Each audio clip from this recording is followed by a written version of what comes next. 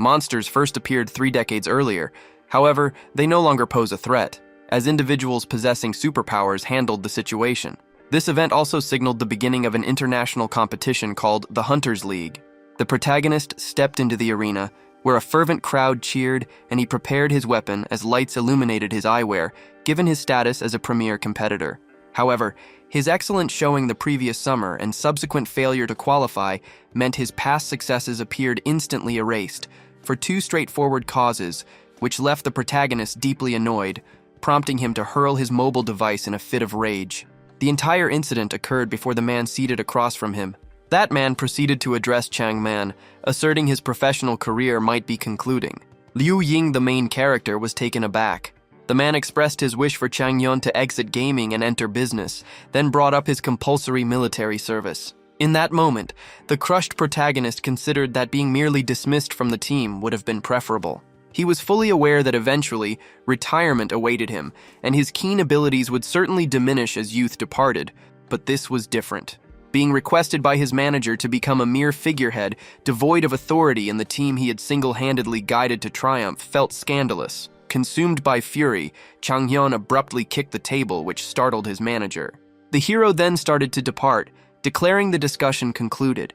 The manager reacted angrily, asserting the hero needed to display respect rather than maintaining an attitude causing fans to request his departure. However, when the manager stated his regret for developing him, the young man became still in his spot, then spun around, approaching the frightened man with rage.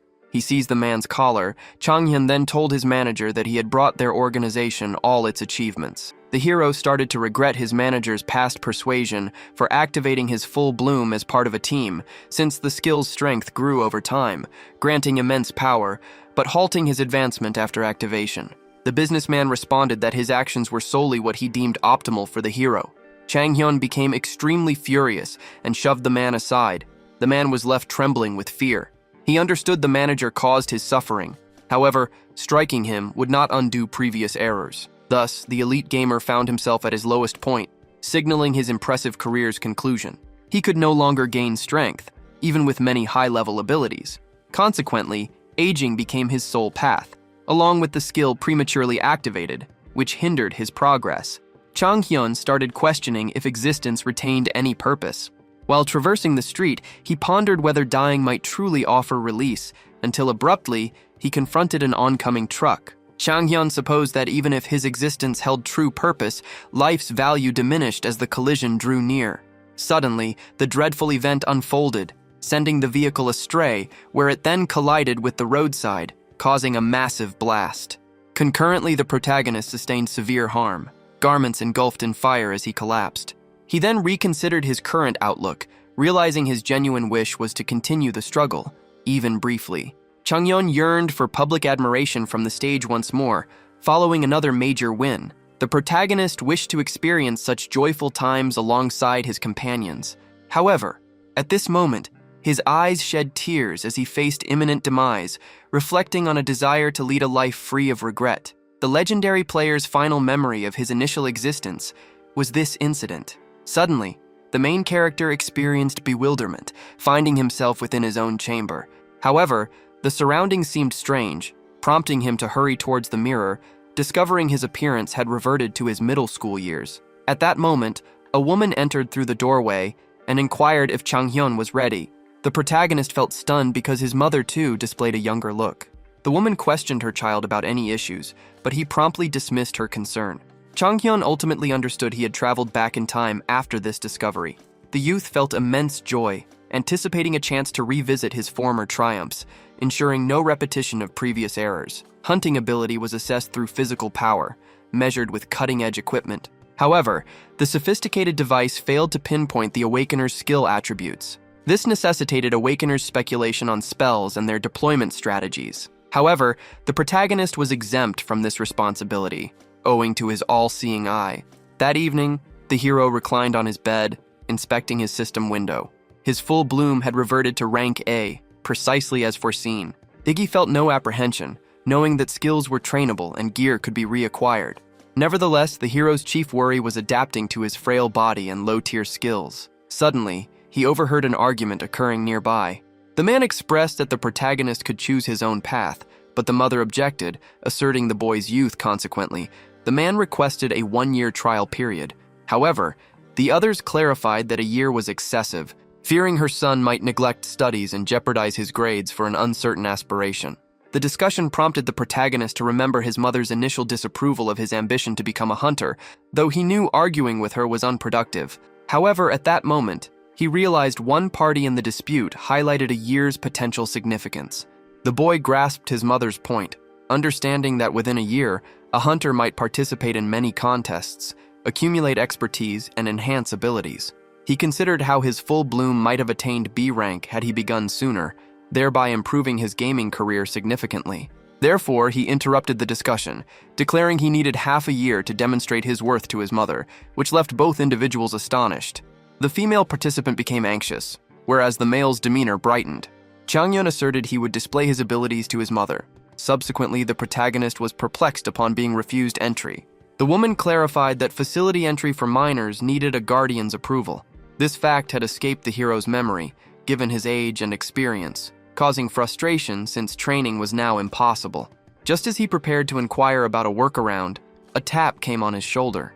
Changyun received a greeting from a cheerful young man, whom he identified as Dojin Kim, who then questioned his presence. The protagonist described himself as a close-range hunter, enjoying a comfortable existence as a first-division elite connected to professionals, even without being top-ranked. However, the hero needed to assert his unfamiliarity, as they were meant to be complete strangers at this point. Consequently, the young man presented himself to the hero, mentioning their adjacent classes and his reputation as an awakener throughout the school. But when the protagonist insisted he had no prior knowledge of him, the young man appeared stunned, and Dojin Kim chose to acknowledge the circumstances. He then inquired if the protagonist intended to join the Hunter Youth Club, but the protagonist stated his purpose was the training room, which required guardians. Dojin Kim declared his power to allow the hero entry, explaining his membership in the Academy Youth Club, a fact unknown to the hero. Changyun understood that nothing came without a cost when the young man insisted on observing his training. The protagonist found it inconvenient but agreed, realizing no real danger existed. The lady then directed him to Training Room 3, noting a youth club member had agreed to supervise. Subsequently, the voice expressed surprise that another student at school desired to become a hunter, which left the protagonist astonished, realizing the comment was about him. Dojin Kim reiterated his membership in the Hunter Youth Club, mentioning his difficulty integrating since other members were older and unfamiliar. He then inquired why our hero chose the rarely used training room, prompting the explanation that it likely stemmed from the Hunter League's widespread appeal. Changyun questioned whether the boy genuinely wished to observe his routine training and skill assessment. However, when Dojin Kim offered assistance to his schoolmate, the protagonist swiftly understood an underlying desire for recognition. Nevertheless, the protagonist found acceptance impossible, given his status as a reincarnation, which made him significantly older than the middle school student. Consequently, all arrangements were complete. The training session was scheduled, commencing with the emergence of a brilliant light nearly dazzling Dojin Kim. Following this, the tanker clone brought forth by the protagonist began to materialize, its form reminiscent of a video game's. Such a creation served as a practice unit, yet it proved different. A massive shield materialized, rendering its defenses nearly impervious to damage. Dojin believed the training was incorrectly configured, proposing a standard clone's use since the tanker seemed invulnerable. Yet, the protagonist, drawing his weapon, asserted his schoolmate's words were illogical, stating that practice targets ought to be resilient. Changyun, with a wild smile, implied the creature's invulnerability applied solely to Dojin Kim. Breaking tough substances typically required a stronger impact, but since the protagonist lacked such means, only one approach remained to subdue the tanker, targeting its joints. Immediately, Changyun executed his initial spear thrust, striking the tanker clone effectively. The protagonist felt satisfied, possessing excellent control of his physique, prompting him to activate his all-seeing eye to pinpoint the practice dummy's vulnerabilities. Changyun then concentrated briefly, prior to rushing the simulated creature, managing to cut its arm and midsection, then delivering the decisive strike. The indestructible training dummy shattered and collapsed, signifying the youthful spearman's triumph. The impressive display caused him to wish he had recorded the practice. Dojin Kim asserted the hero won because the tanker's defense was set to its lowest, stating a special weapon would otherwise be necessary. The renowned player understood the middle schooler had devised an explanation for an incomprehensible event. Dojin Kim declared the hero, likely a spearmanship expert, deserved a spot in the youth club, and mentioned he too would attempt the training dummy.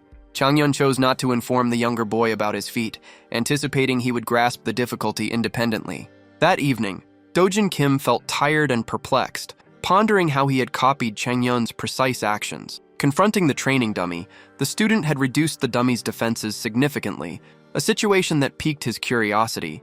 The replica, even though it launched repeated assaults, remained completely unharmed. Later that evening, inside the facility, practice sessions persisted. The student thought he had misconfigured the practice routine until a voice unexpectedly addressed him. A club senior requested a proper welcome, leading Dojin Kim to respectfully bow before Jisoo. At that moment, the youth observed his teammate attempting to assault a tanker replica. The younger Kim then clarified their desire to prepare before the practice session. Jisoo criticized his choice of a training dummy for warm-ups and stated the younger player could not harm it, even with its defenses at a minimum, which caused Dojin Kim to feel frustrated by his lack of strength. Later, during his train ride, the hero considered his significant lack of power, since the General-Purpose Hunter Center provided Awakeners with standard training facilities. In solitude, the hero attempted to engage Hunters League monsters and utilize the A-spotting partner feature. He realized his urgent need for power, noting his all-seeing eyes B-rank status prevented him from executing strong attacks. Although his physical capabilities barely exceeded an average person's peak condition, the hero resolved to train to boost his strength, considering how his full bloom accelerated his recovery. Changhyun understood that consistent practice offered his sole path to gaining power, since he required his guardian's permission to access the Hunter Center training room, a significant inconvenience, prompting him to grab his smartphone and look for a private practice location. A sudden call came through from Dojin Kim. Dojin Kim promptly inquired about the protagonist's training plans, sparking curiosity, then offered to buy him dinner. Shortly thereafter, inside the Best Hangover Soup restaurant, Dojin Kim greeted his recently arrived schoolmate with a wave. Changhyun observed that Dojin Kim seemed wealthy, a fact Dojin Kim promptly affirmed. Dojin Kim explained that financial resources simplified the path to Hunter Way, a point the hero conceded, given the high cost of gear and assessments. Yet, the hero found himself recognizing the middle schooler before him as strikingly similar to someone from his prior existence due to his constant desire for notice. With that in mind, the protagonist urged Dojin Kim to state his true purpose, a request Dojin Kim failed to grasp, leading Changhyun to assert that the current invitation stemmed from a sense of compassion. Dojin Kim denied this, explaining he had something to discuss. The protagonist summoned the waiter, having deduced the middle schooler faced training difficulties. Dummy. Dojin Kim shared his struggle, detailing how the tanker clone remained undefeated even after he mimicked the prodigy's actions, prompting his request for guidance. However, his speech abruptly ceased as his gaze dropped, drawn by an observation. This sight piqued the hero's interest, causing him to also glance in that direction. At that moment, three youths, clad in attire matching Dojin Kim's, indicating their shared team affiliation, stepped into the establishment, speaking ill of him. The middle schooler experienced profound embarrassment as he became the target of ridicule for his attempts to overcome the tanker clone. Jisoo recounted inquiring about the young man's training motivation. The youth had claimed a friend's success in defeating it, but Jisoo remained unconvinced. With the taunts persisting, the protagonist understood that Dojin Kim's senior teammates were impeding his development, prompting him to intervene, then vocally asserting that modifying system parameters was unnecessary for defeating a tanker clone, and that the objective presented no difficulty whatsoever with the correct approach. The protagonist subsequently commended his friend for vanquishing such a formidable adversary, a feat others had declared impossible, given their own inability to accomplish it, which ultimately provoked Jisoo. When the youth commenced speaking about the academy, the individual rose. Dojin Kim attempted to quiet his companion promptly, but it proved unsuccessful. Jisoo subsequently rested his feet upon the table, requesting his colleagues quiet. He subsequently challenged the protagonist for speaking ill of them, asserting that an Awakener's assault, such as his own, might readily end the hero's life, prior to granting him 3 seconds to act as he deemed necessary. This left Changhyun impressed, observing Jisoo's behavior, reminiscent of a typical film ruffian. The hero became quite irritated, rising to his feet, realizing this implied he would not receive dinner. Changyan subsequently moved toward Jisoo, then nonchalantly struck him across the face, causing his two companions to become astonished and stunned, prompting them to swiftly assist him in rising. The renowned player considered his effective utilization of the time constraint, given his consistent objective of securing the initial strike. Consequently, Jisoo became irritated and provoked.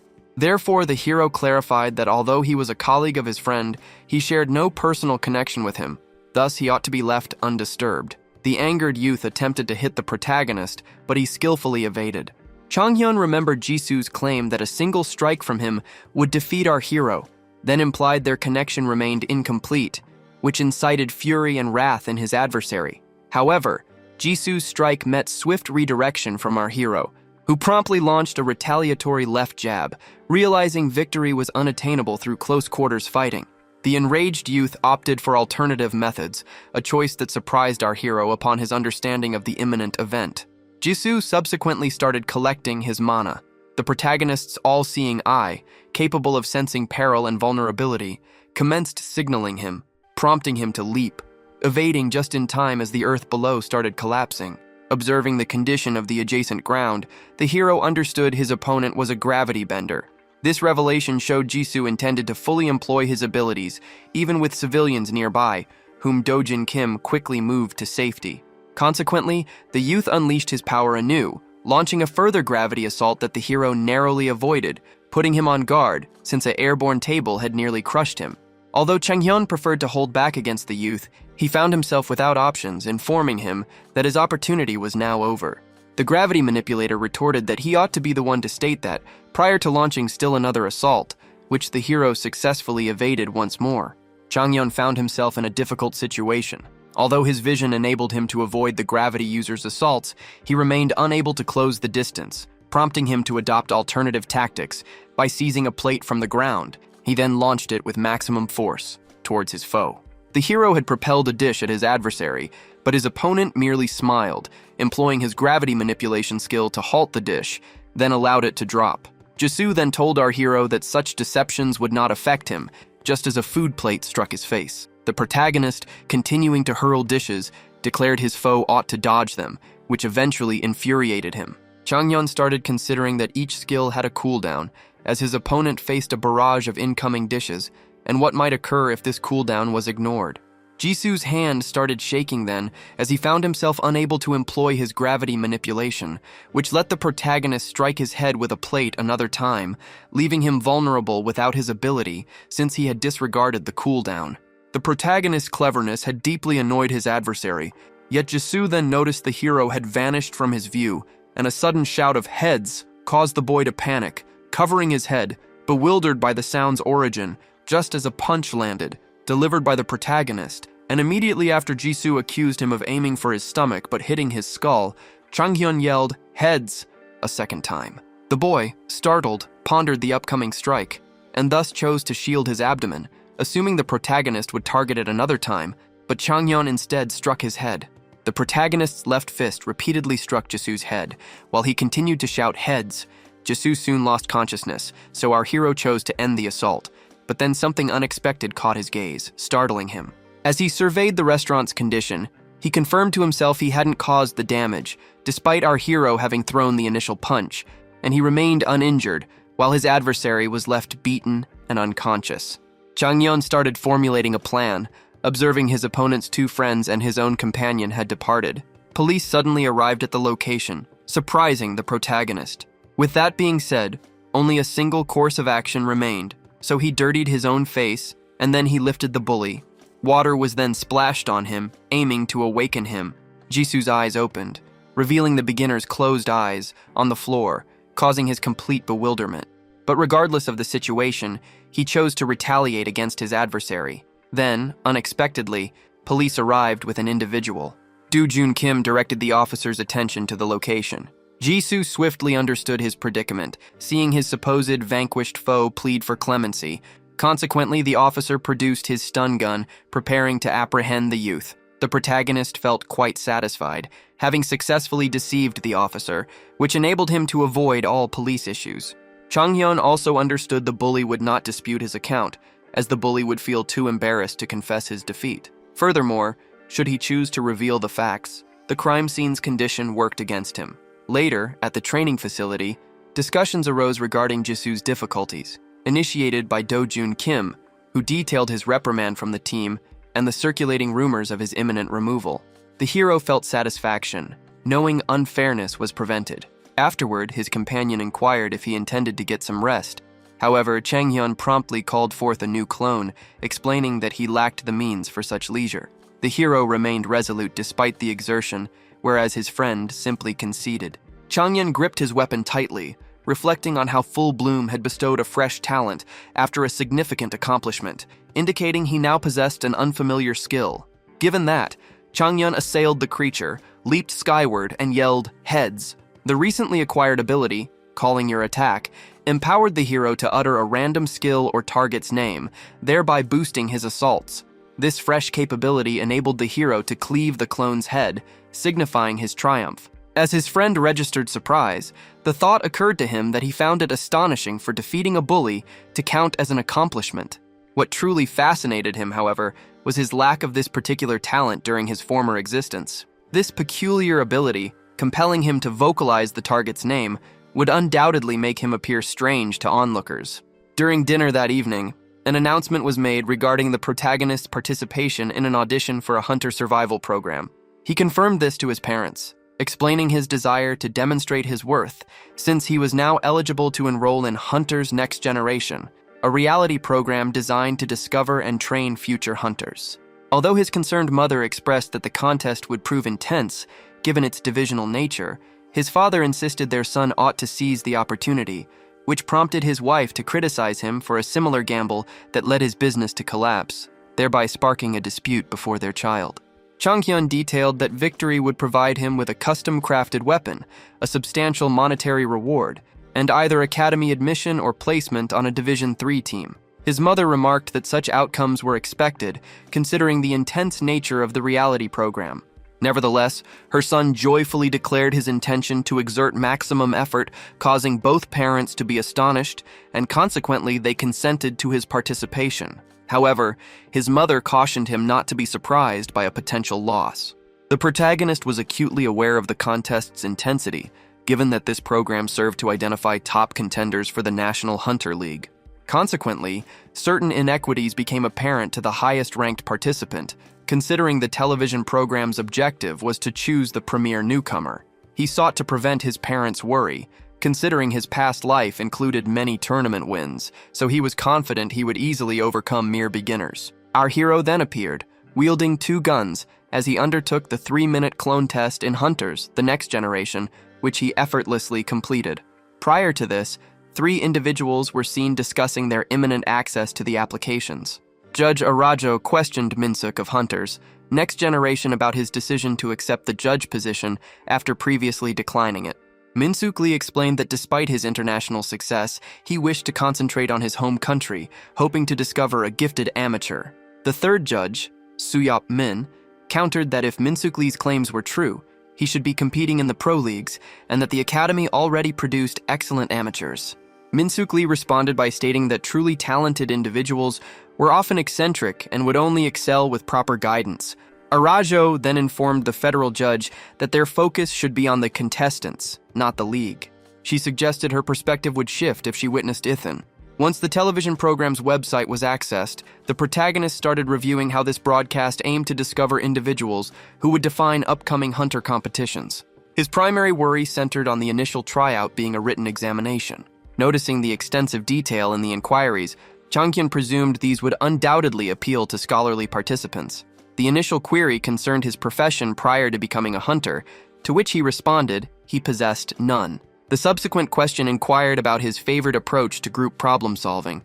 He clarified that he consistently assumes leadership, compelling others to follow.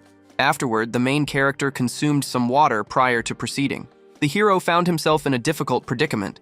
He had anticipated simple tryouts, but the written examination proved rather challenging. He felt confident he could rectify this setback through a possible hands-on assessment, then unexpectedly discovered an interesting element, since gaining entry to the audition's 3rd segment required clicking a hyperlink. The moment he activated the control, he was abruptly transported to a different location, prompting him to consider that a hunter's abilities stem from their character and background, which piqued his curiosity given the astonishing nature of this capability. The youth, now solitary in his chamber, started contemplating this power's essence, as it detailed the requirement to overcome waves of clones within a 3-minute time frame. The system indicated that the protagonist's armament would manifest from his mental imagery, prompting him to ponder, before a grin appeared as he had forged twin handguns. A practical test's prospect delighted the hero. During his former existence, the protagonist favored dual firearms, which he infused with arcane energy. However, he understood this test would not permit such an action. The moment the trial commenced, our hero swiftly engaged his all-seeing eye. Consequently, a primary wave of clones, considerably less formidable than tanker clones, materialized, signaling the trial's commencement. Following this, Changyeon directed his weapons, then commenced firing upon them with maximum speed. Concurrently, an observer deemed the situation outrageous. Judge Arajo inquired of Suyak Min whether he too found this conduct unacceptable. Suyak Min concurred, prompting her to declare that the test's objective was not this, after observing our hero's actions, since in her view, Changhyun was cheating, given that any hunter could eliminate the clones with firearms. Arajo further stated that his responses to the written test's questions were likewise unsatisfactory. Her anger was evident. The youth's lack of seriousness with the question made him troublesome. Agreement was his only option, since hunters typically did not use firearms. Such armaments prove largely ineffective against monsters, given the difficulty of infusing them with mana, which vanished from projectiles once fired, leading most hunters to favor melee armaments. Extended-range armaments existed within the hunter leagues, yet these were restricted to slower options like bows and crossbows. Min Suyak Lee believed that merely an individual with Ethan's caliber could rapidly discharge numerous mana-infused projectiles, thus expressing his fascination with the protagonist, which also piqued his colleague's interest. The second judge was stunned when the third concurred with the initial assessment, since the youth, despite his intentions, had indeed discovered an unconventional method to exploit the regulations for his benefit. Min Suyak Lee concurred, suggesting that if his display was unsatisfactory, they could address it in subsequent stages, then added that the protagonist and Ethan possessed distinct approaches concerning weaponry. Arjo requested clarification, though he remained perplexed. The judge speculated that the young man could perceive a future for firearms within the hunter leagues, but he swiftly discarded that notion. Min Suyak Lee started pondering, as he observed the protagonist's choice to complete the remaining test segments using a solitary gun. The judge earnestly wished his assessment of Changyeon was incorrect. Concurrently, an inquiry arose regarding Jisu's condition. Dojin Kim detailed the main protagonist's lack of severe injuries, which struck the man as peculiar, given that the boy, despite lacking close-quarters combat prowess, possessed a potent ability, yet his adversary sustained only minor harm. Although the man appeared quite distressed, he chose to concentrate on the boy before him, inquiring about his participation in the TV show, and stated his intention to inform him, as it would require some time. The individual in the blue shirt, consumed by eagerness, asked Dojin Kim if his companion who battled Jisoo had also joined the TV show. So, he responded that he was uncertain, having not yet posed the question. The coach then let the young man go, mentioning his preparations for the show. The young man promptly departed. The coach started considering the situation's increasing intrigue. While Dojin Kim moved along the corridor, he also pondered the grabby wielder's participation in the show, a development that would heighten excitement.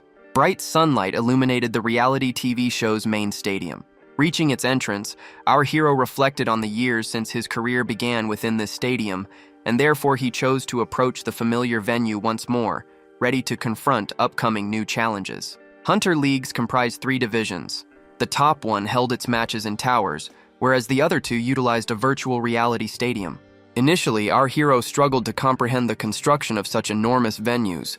However, after observing today's audience, he understood that such large gatherings were possible due to events like this reality TV program. Within the audience, a focused participant in the Hunters program, from the next generation, Hang Yol-yoon, remained quiet. Meanwhile, Hyeju Yu, another individual, patiently awaited the event's start. Concurrently, Min Sung-jang, a third participant, surveyed the stadium with his gaze. Chang-hyun, pondering the show's existence prior to his career and previous life, was astonished to find many familiar faces. However, he was surprised to see familiar individuals among the spectators, several possessing significant potential.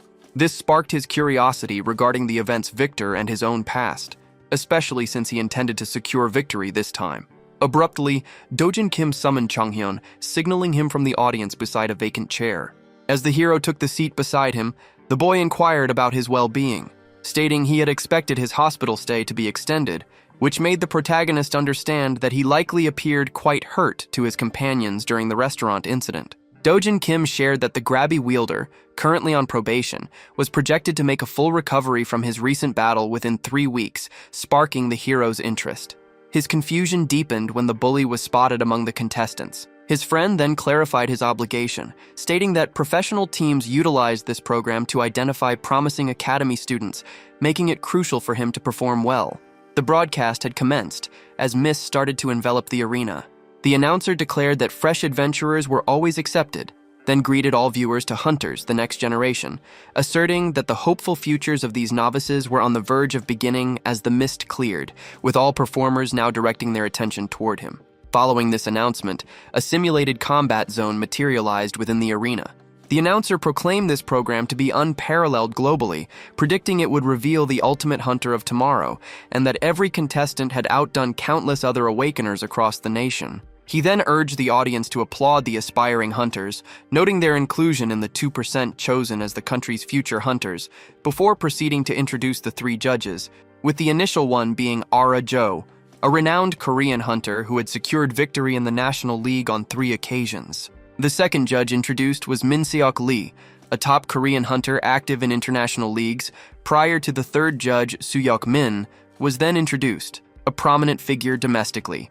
Dojin Kim found it surprising to witness the top Korean hunter among the judges, considering his usual involvement in international leagues. The main character understood these 2 judges held genuine significance, possessing a similar standing to his own during his prior life, yet he felt confident he could outdo both individuals. The announcer then detailed how the amateur contestants would participate in challenges created by the judges, and the individual achieving first place would receive $360,000 in addition to a custom weapon forged at Mora's workshop. This news astonished the hero. Standard creations from Mora's workshop held immeasurable value, so a custom-made weapon was even more astounding, intensifying his shock. Our hero then considered that this might enable him to regain his peak form much faster than previously imagined. Arajo proceeded to detail the first challenge for the 100 chosen from 4,450 applicants, intending to ascertain genuine worthiness. Subsequently, she enthusiastically described how the young participants would face a survival challenge inside a dungeon where seasoned hunters had previously fought. The competition concludes when 80 contestants are removed. She then stated that within the Land of the Lost Souls dungeon, the top scorer would earn a small advantage for the subsequent trial. Immediately, the 100 individuals were transported inside the dungeon to begin their initial test. During his teleportation, the hero felt a surge of excitement. Upon arrival, our hero stepped into the Land of the Lost Souls. He promptly started surveying his surroundings, recalling how this very dungeon hosted finals in his previous existence. Changyun possessed complete knowledge of the Land of the Lost Souls, including its characteristics and layout, along with its fundamental systems. He was also privy to the secret dungeon's existence. Given this, a thrilled grin appeared on his face as he contemplated his subsequent move. Arajo felt confident that the hero could not manipulate the game's regulations to his advantage in a survival scenario. His easy success in the practical test had proven his intellect. Arajo had not considered him a genius. Lady, however, now focused as survival challenges demanded many essential hunter skills, an imposter could not possibly achieve victory. Arajo's objective was to prove to the young man that the League of Hunters warranted serious consideration. The 2 others started discussing the amateur's talent and their colleagues' clever challenge selection, which would retain only skilled hunters. Then something unexpected caught their attention. Observing the display, they discovered a hunter was exiting the combat zone, prompting the 3 judges to investigate. The display subsequently showed the unauthorized player was our hero, standing before a peculiar structure. Changhyun displayed a wild grin after seeing our hero on the monitor. Lady was perplexed by his knowledge of this place, for it contained the dungeon's artifact. Dungeons held various hidden valuable items known as artifacts, and acquiring an artifact sometimes guaranteed a victory. Such a revelation caused Arajo to panic. Even top-tier Division 1 competitors lacked knowledge of this dungeon, as it remained undisclosed to the public and certainly to amateurs. Therefore, this young participant could not possibly know about the concealed artifact.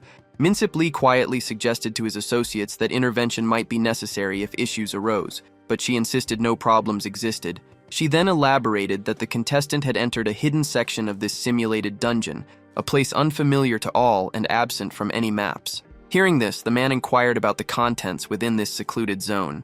Following a brief pause, Arajo revealed its contents included ether, a substance prohibited by the Hunters League because of its immense power, which completely astonished the two other judges. Arajo stated that the artifact was irremovable unless the match concluded, but as the environment was virtual, its use was restricted solely to that space.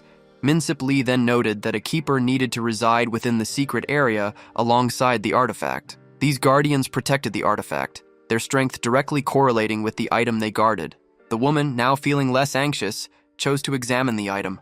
Following this discussion, the judges initiated a closer view within the hidden dungeon, where they discovered a gleaming structure.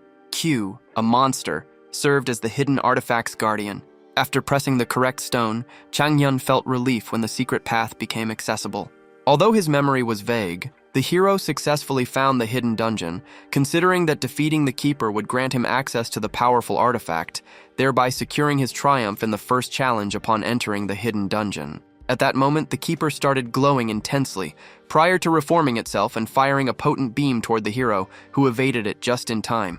The hero was taken aback, comprehending he would have been defeated by the keeper had he lacked his prior life's encounter. The hero remembered this cube's classification as a futuristic apparatus unearthed from a tower's remnants. Changyun had previously bested it in the decisive contest, claiming victory. Since he was its discoverer, the forbidden artifact became usable by him. Consequently, he imbued his sword with magic, transforming it into a crowbar, a transformation made possible by his arcane weapon transmutation, enabling him to alter his armaments. Changyun recognized the fundamental concepts held true in both his previous and current lives. With this understanding, he lunged at the creature, planning to assault it with his crowbar, and then wedged his metal implement into the miniature's openings, cube, subsequently forcing them apart. The hero then delivered a kick to the dislodged component and struck it with his crowbar, then performed a flip to establish separation. Upon landing, Changyun felt satisfaction from securing a piece of the creature, yet he considered the difficulty of overcoming a keeper given his present strength. This self-reforming cube, it turned out, served as a mechanism guarding the relic, meaning its defeat was possible for anyone who understood its attack sequence. Suddenly, the keeper transformed, manifesting as a pair of massive hands. The hero narrowly avoided the creature's attempt to crush him between its enormous palms. Despite knowing the attack sequence, the player was shocked by his brush with death, yet a grin appeared as he realized he had seized his chance when the keeper started to fracture, then abruptly disintegrated. Just as the protagonist dodged a crushing blow, he slipped the pilfered fragment between the massive palms. Predictably, a segment from a powerful creature possesses comparable strength. The fragment's power matched the whole. The youth retrieved a fragment from the keeper's remains, pondering how evident it seemed that the creature would self-destruct by crushing a part of its own form. Consequently, the protagonist resolved to obtain the potent artifact. A golden shrine held the ether, contained within a lavish chest. Even though he understood it was merely a digital replica, the hero still felt pleased to behold this item once more following a long period. All events unfolded precisely as the skilled player had foreseen. In this manner, he obtained the artifact from the Land of the Lost Souls dungeon. Changyun promptly chose to infuse it into his weapon. Yet at that moment, something caught his eye. This sight brought him immense happiness. As the system recognized defeating a keeper as an achievement, he acquired a skill enabling him to replicate the artifact's power beyond the dungeon. Changyun promptly opted to test the skill, manifesting pistols. The hero promptly discharged the weapon's chambers, creating 3 clear marks upon the dungeon wall. The brilliant player felt immense joy, realizing he could recover his weapon far earlier than anticipated. Previously, the hero's ample mana reserves enabled him to utilize firearms through generating standard mana bullets. His acquisition skill, Full Bloom, though currently inactive, boosted his advancement but also led to diminished mana reserves compared to his norm. Nevertheless, while testing his new pistols, he started believing the recently discovered artifact would compensate for his mana deficiency.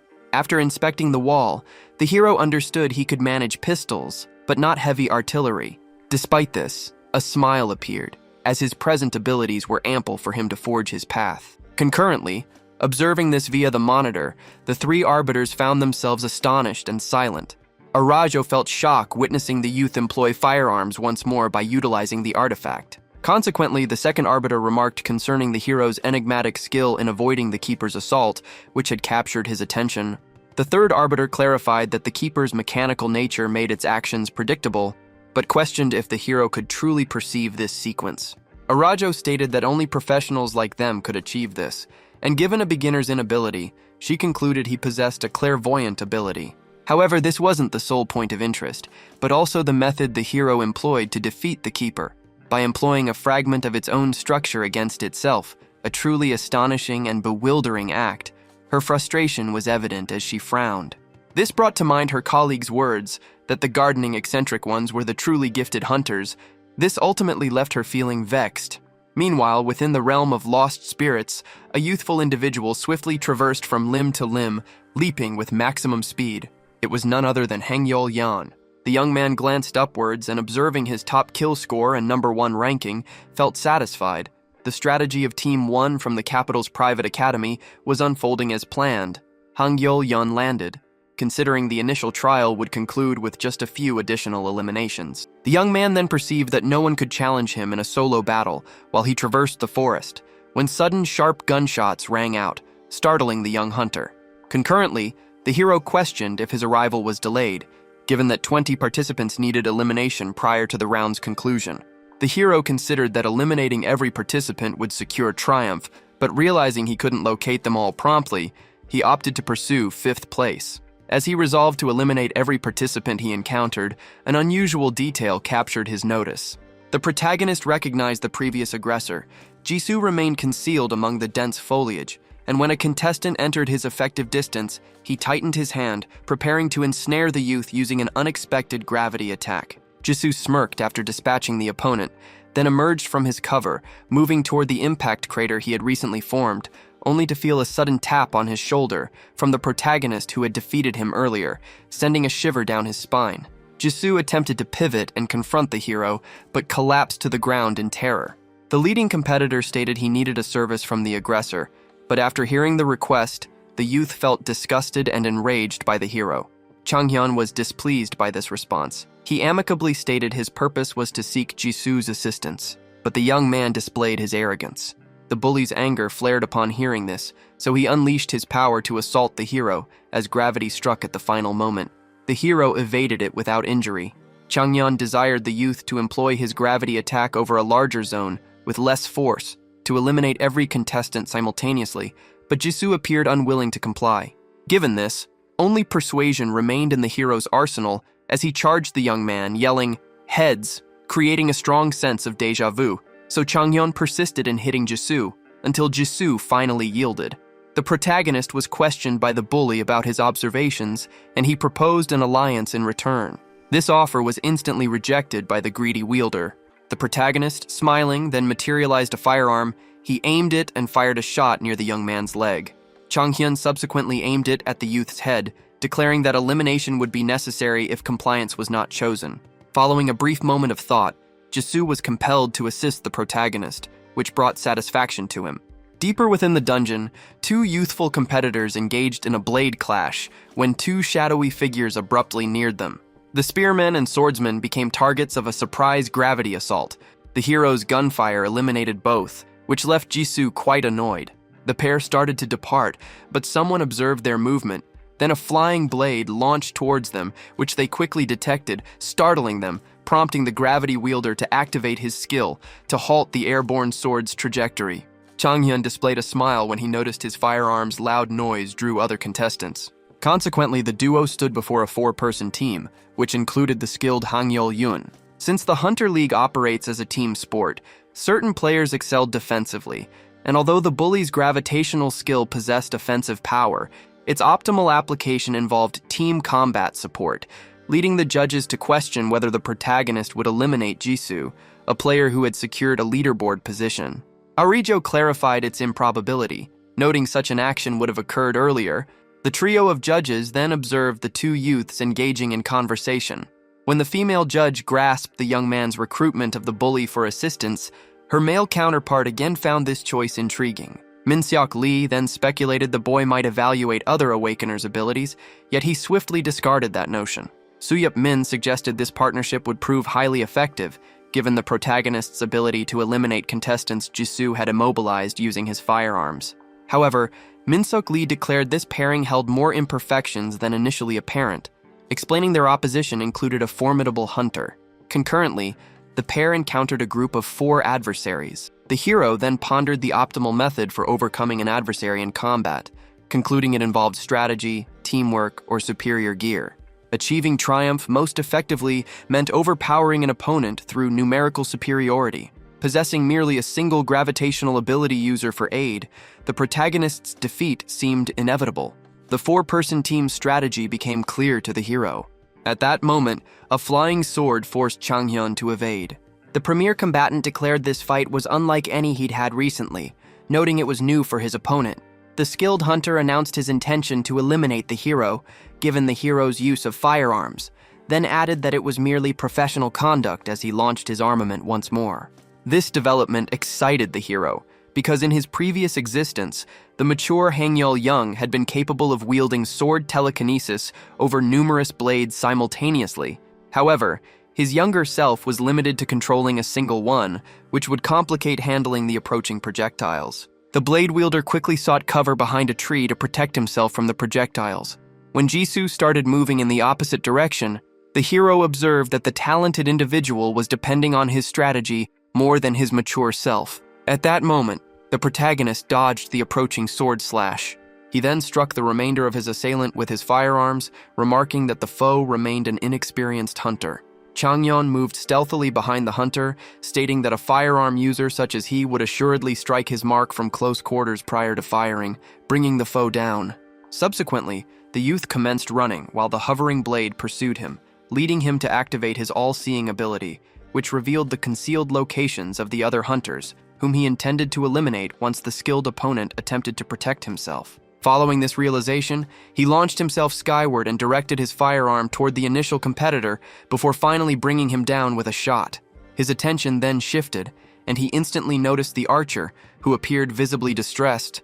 A solitary trigger pull resulted in the girl's elimination. In this manner, the protagonist had dispatched his 7th opponent. He then started contemplating that he remained the sole participant while discharging his firearm, aiming at the airborne blade, causing it to drop. The weapon belonged to none other than the annoyed, skilled hunter who had retrieved his sword. The main character twirled his firearms, subsequently firing a volley of shots, but Hang Yul-yoon successfully employed his blade to deflect everyone.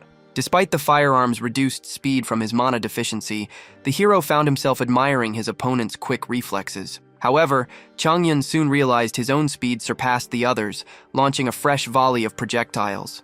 On this occasion, the skilled hunter struggled to parry the approaching assaults, thus the youth continued firing as the blade wielder remained on the defensive. The young man then concentrated on a deflected projectile. Utilizing his all-seeing ability, the young man employed his weapons to strike it, propelling it back at great velocity.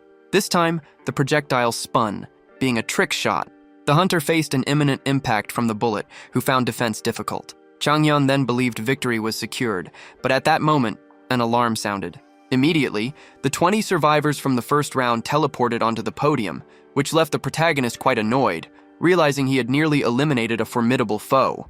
Following this, the judges appeared on screen. Joe expressed gratitude to the contestants for proving themselves as hunters, a group representing a small fraction of Awakeners. Her colleagues stated they sought not League players, but protective warriors, similar to the original hunters who risked their lives on journeys, before adding that the initial round had surely shown only a fraction of the true meaning of hunter. Since the next round would be unveiled in 7 days at the stadium, the participants were instructed to consider their weaknesses and utilize the complementary training room. However, once the ultimate results displayed on the monitor, the bothersome main character found himself completely bewildered, since a careful examination of the rankings revealed his 5th place finish, achieved by defeating 7 rivals, a fact that greatly annoyed him. At that moment, he became aware of his accomplished task, so Full Bloom presented him with a duplicate of the fabled item. Immediately afterward, his companion came up to the hero and mentioned his achievement of securing 5th position. Chang-hyun questioned the youth about his successful qualification, which was affirmed by the youth, who then explained that the protagonist's use of pistols had captivated everyone before inquiring about their acquisition.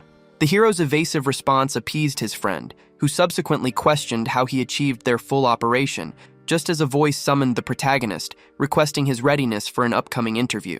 Soon afterward, once the camera was positioned, the interviewer directed the young man to face his direction. The interviewer's initial query concerned the hero's participation in the program. The young man expressed his conviction that he was the ideal candidate. The interviewer praised the hero for advancing past the initial stage, then requested a commentary, which would confirm his progression despite a subpar showing.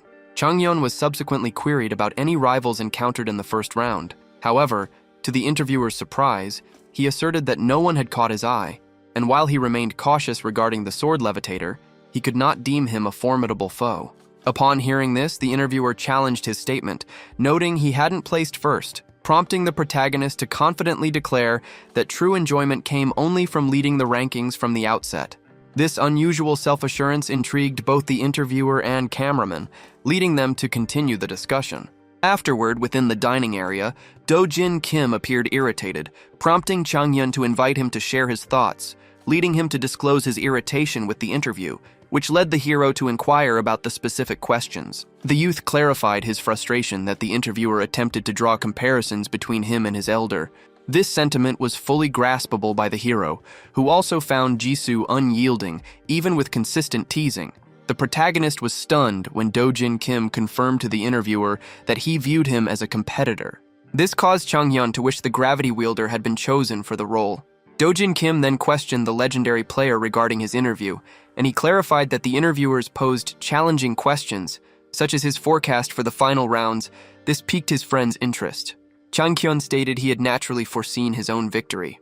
Do-jin Kim then shared his prediction, naming either Han Gyu-yu or Han Gil-yun, the Academy's top talents even within its elite squad, as the victors of the initial round, because both were crucial team players capable of effortlessly advancing into professional leagues. The blonde individual assured his friend he would comprehend his perspective if he had witnessed their combat within the academy. Consequently, the protagonist angrily challenged his friend for believing those two alleged prodigies surpassed him. This left Do-jin Kim astonished, and Chang-hyun asserted that his perspective remained unaltered. He would never achieve anything significant, which necessitated a shift in his outlook as he rose from the table. The hero opted for training initially, then instructed the younger individual to eat. Leaving the cafeteria, Chang-hyun understood his prior severity with his friend had caused no ill effect. He observed that nearly all individuals shared comparable potential. Success in this context hinged on one's resolve to achieve objectives. The renowned player fully recognized the self-inflicted damage a young person could cause by downplaying their abilities. At that moment, someone touched his shoulder. A young hunter introduced himself as Han Jin, a person consistently defeated in sparring by the sword prodigy he'd faced in round 1, then inquired about his name. The protagonist stated his name and questioned the youth about his purpose for approaching him. Han-jin mentioned the prodigy's exhaustion post-first round, but at that moment, Hang Yol-hyun confirmed they needed to depart. Consequently, he seized his companion by the collar, then apologized for his impolite conduct as he requested the hero to reveal his secret's identity, which perplexed Chang-hyun. Noticing that both individuals originated from the academy, the protagonist sensed a positive connection. The protagonist then chose to activate his all-seeing eye, aiming to examine the sword prodigy's statistics, along with those of his companions. Once his cup was discarded, the youth pondered how the academy student's statistics far exceeded his. He understood clearly that only the artifact had secured his first round win, and the subsequent challenge would prove far tougher. Shortly afterward, the TV show's commentator declared that they would now begin, speaking with enthusiasm. Attention shifted to the three judges as they started reviewing the applications. Su Yap-min started examining a student's file from the Academy of the Capital. Ah Ri-jo noted that this youth stood out as the best contestant, being none other than the sword prodigy. During his interview, the youth stated his lifelong ambition was to be a hunter, even after 2 academy entrance exam failures, and he then explained how he persisted, having gained insight from prior errors and understanding the genuine worth of diligent effort. Do-jin Kim observed the interview intently on his mobile phone. His companion inquired if the broadcast had begun, to which he replied affirmatively, mentioning that technological progress enabled an earlier airing. The protagonist questioned the audience feedback, prompting the blonde individual to disclose that viewers appreciated the prodigy's directness, even with his uninteresting responses. Other participants chose more unusual replies, as noted by the commentator. Soon after, the protagonist appeared on the display. When questioned regarding life's difficulties, the youth asserted that his experiences had been quite straightforward. Following an inquiry about one's approach to group collaboration, our hero declared that he consistently compelled others to adhere to his direction. Upon being asked his motivation for participating in the reality television program, the sword prodigy offered a humble response, whereas the protagonist displayed his conceit. Then, when a query arose concerning a potential competitor emerging in the initial round, neither individual admitted to discovering anyone suitable. At that moment, the display turned entirely dark. Chang-hyun desired to continue his practice, yet his friend expressed a wish to view the initial round segment. However, the main character confirmed he could view the program at a later time. Doo-jin Kim inquired of the main character why only his lower body was being trained. Chang-hyun subsequently posed a rhetorical question concerning his specific function in the game, identified by his friend as a marksman. He proceeded to ask the younger individual about a marksman's most crucial element, which the youth indicated was, but the renowned player asserted that movement capability held equal significance. He confirmed that the exceptional swordsman and other skilled close-range combatants possessed either rapid movement or a distant strike that menaced marksmen. Consequently, the protagonist required his agility to equal or exceed that of a close combatant. At that moment, an individual who had just arrived remarked that this perspective was intriguing. However, merely a handful of strategies existed within the Korean hunter leaves for marksman elimination. The man sought the boy's thoughts concerning his assertion. Chang-hyun promptly understood he was not with a common individual, given that access to this facility was granted to him. Chang-hyun then clarified that foreign teams consistently prioritize marksmen, emphasizing their vital contribution. The hero then stated this justification was enough for him to exclusively train his lower body. This response amused the old man, as it implied the young man believed he would be targeted by enemy male fighters for being a marksman, and he burst into laughter, finding it quite amusing before regaining his composure. He then informed the protagonist that pride had caused the downfall of many.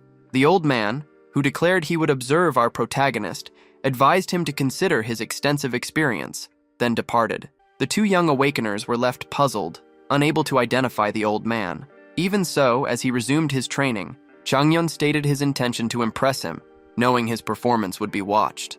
Later, the subordinate checked on her boss, who inquired about the crucial aspects of marksman, which she identified as damage and support skills. The chairman, Jun-taek Lee, who led the Hunter Association as its first-generation hunter, clarified that her understanding was mistaken. Consequently, the subordinate suggested accuracy as the primary element. However, the chairman promptly dismissed him before he could elaborate.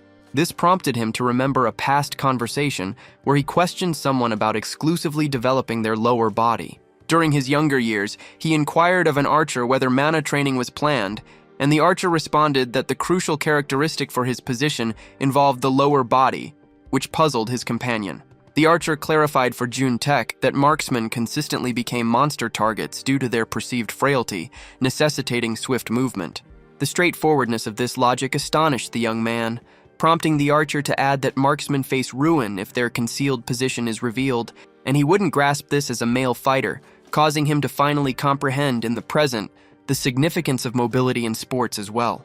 The chairman was acutely aware that this principle seldom found application within his home country's league, which had seen most of its top hunters vanish, yet the idea held true for both elite and international leagues, prompting the chairman to consider the young man's global perspective. Even though he had not yet entered the Hunter League, the elder pondered whether the protagonist truly understood his capabilities or merely displayed them accurately. Meanwhile, Chang-hyun, upon checking his status window, understood that his dormant full bloom allowed for a considerably quicker progression than what he experienced during his first life. Full bloom primarily boosts stat development and bestows abilities as recognition for accomplishments.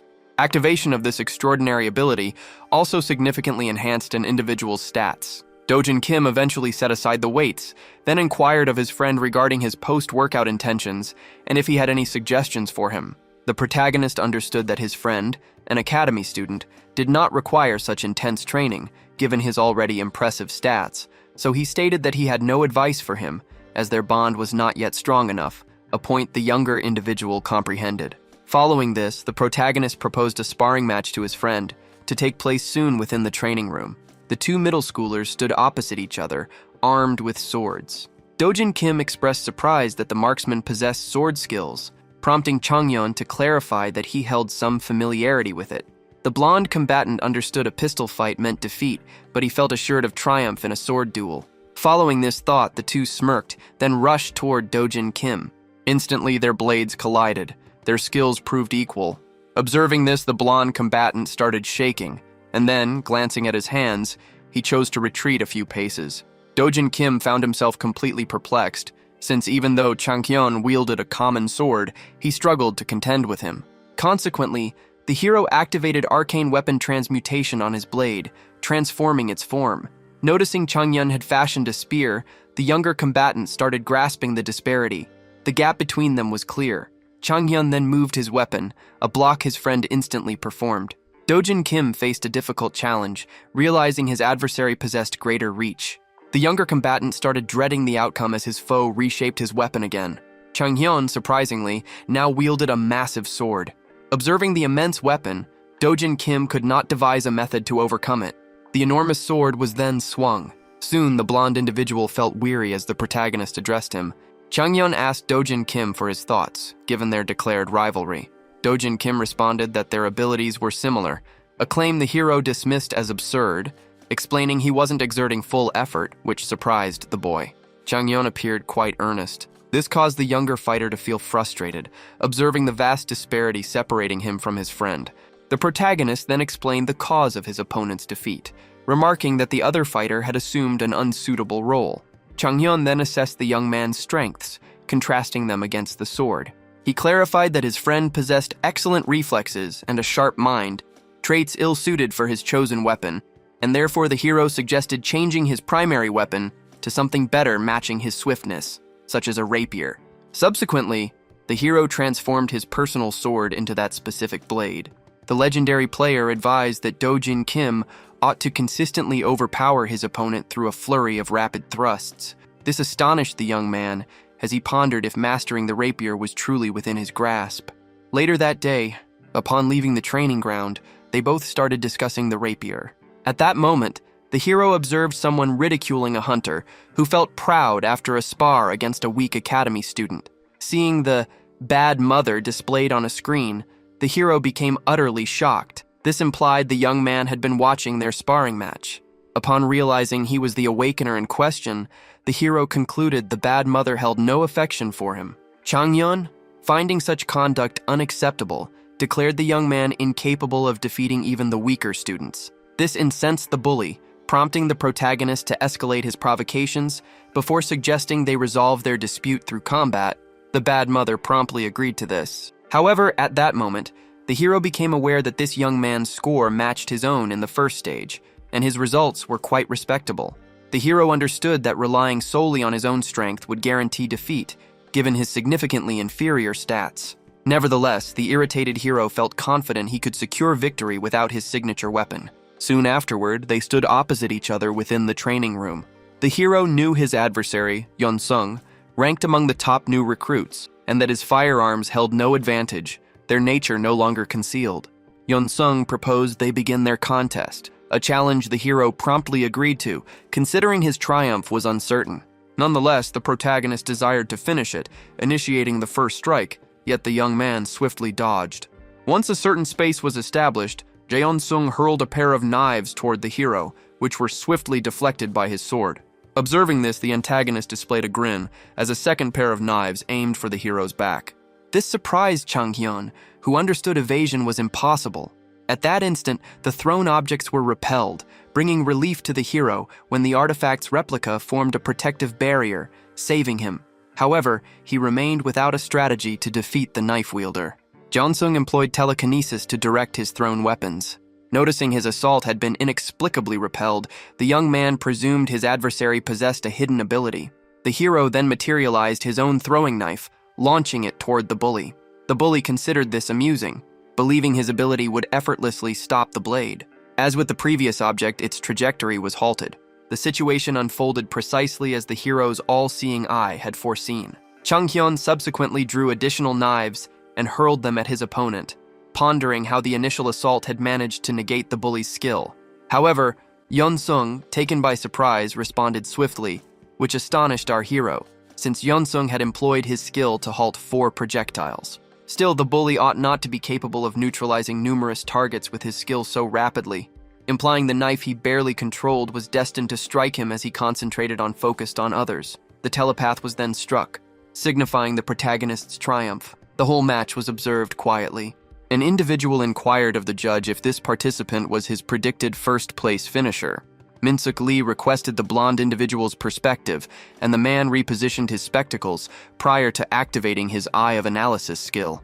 The man reported that the protagonist displayed significant tactical acumen and a deceptive nature, though his stats were rather ordinary by eye of analysis. This outcome aligned with Min-suk Lee's forecast. The blonde individual discerned the judge possessed insight into the prodigy's capabilities, remarking that triumph would have been unattainable without foreknowledge of the adversary's telekinesis. Min-suk Lee speculated the youth held an ability akin to the blonde's, or perhaps Samnak Kim's, a pioneer among hunters. The eye of analysis represented a potent ability granted to merely 2 persons. The blonde individual suggested the judge's assessment of the youth was too high, yet Min-suk Lee argued his capabilities were likely underestimated, considering he had found the hidden dungeon inside the survival game, prior to mentioning his precise attack on the clone circuits during the practical test. The judge stated that individuals would mistake him for the legendary Samnak Kim if he joined the Division 1 League. He subsequently inquired if the blonde individual wished to mentor the gifted youth, to which he agreed, since Eye of Analysis could show statistics, but not abilities. Nevertheless, the youth accurately foresaw his adversary's ability and devised a strategy to defeat it. The individual remembered the cleverness of the knife maneuver as he questioned whether the boy had already been assigned to a squad. The judge confirmed the situation was regrettable, since the reality show's sponsors had made the decision, which frustrated him, given his resolve to acquire the youth. Concurrently, within the training room, the protagonist felt puzzled as he struggled to grasp the system's definition of an achievement. Despite this, he chose to patiently uncover this mystery. Do-jin Kim excitedly declared his new weapon could defeat our hero, but the hero dismissed it as absurd and departed, prompting the blonde individual to note his increased strength. Do-jin Kim asserted his swordsmanship had reached peak proficiency, a fact our hero acknowledged, given the effectiveness of his guidance. Nevertheless, a significant level disparity persisted between them. Following this exchange, the 2 middle school students left the training area. Inside the classroom, all cameras had been prepared. At that moment, the entrance swung open and an individual stepped inside, revealed to be Do-jin Kim. The protagonist pondered why they were present in a classroom setting. The classroom environment suggested a lecture was imminent. At that moment, the 3 judges appeared. Ajo offered a salute, expressing her wish for their diligent training over the past 7 days, noting some individuals might have advanced significantly, while others may not have experienced similar fortune. Nevertheless, she believed the youth still faced a considerable journey ahead. A colleague elaborated that, despite their inherent potential, they remained considerably weaker than professional hunters. Consequently, the judges had assembled a group of instructors. Once the educators entered the classroom, the judges announced that every appointed teacher had competed in the top league and achieved many successes, and these instructors would guide the youths in forming suitable roles prior to a 3-on-3 trial match, mirroring the Hunter Leagues. At that moment, the protagonist experienced an overwhelming sensation. The teacher's mana manipulation affected all 19 participants, causing him to feel impressed. Sang-Jin Lee, the first instructor, declared he disliked individuals who were lazy or lacked resolve, then firmly stated his hatred for arrogance, a trait which prompted him to insist students display humility and avoid mocking the lessons. The judges then clarified that the initial elimination round served to assign appropriate roles to each young participant, and the protagonist was the first, identified as a close-range combatant. This announcement left Changhyun utterly bewildered. Subsequently, the gunner remained unable to comprehend his classification as a close-range combatant. He then observed that the sword prodigy was present, along with his friends, all of whom were hunters possessing significant potential. A trainer subsequently arrived at the practice area, before loudly declaring they must discard all prior knowledge, as everyone present was deemed inferior to Division 3 hunters, irrespective of their academy affiliation. The trainers subsequently detailed that during formal competitions, participants utilize abilities and gear such as air anchor and air bit to enhance their effectiveness, noting that while new recruits remained earthbound, even the lowest tier of hunters could engage in aerial combat. Cheng-yeon then considered how such methods would create a more spectacular display through the use of advanced mana-powered devices. The trainer subsequently stated he was unable to instruct any melee combatant incapable of mastering these tools. Following this declaration, the training commenced. Several participants became ensnared by the cables, causing our protagonist to reflect on the initial challenge of adaptation, despite having achieved complete command over such devices in his past existence. Consequently, he chose to ascertain if his necessary reflexes remained intact. However, precisely as he prepared to begin his practice, something caught his attention. The instructor was shouting at a participant, criticizing their feebleness, especially considering they were destined to become one of the nation's future hunters. The instructor then faced another individual caught in their cable, declaring they would not last in Division 3. The protagonist found concentration difficult amidst the surrounding noise. At that moment, he observed his companions grappling to master the technique, an entirely predictable outcome given the lack of proper instruction, so he requested the blonde individual descend, noting their incorrect execution, arousing the young man's curiosity. Subsequently, he touched down.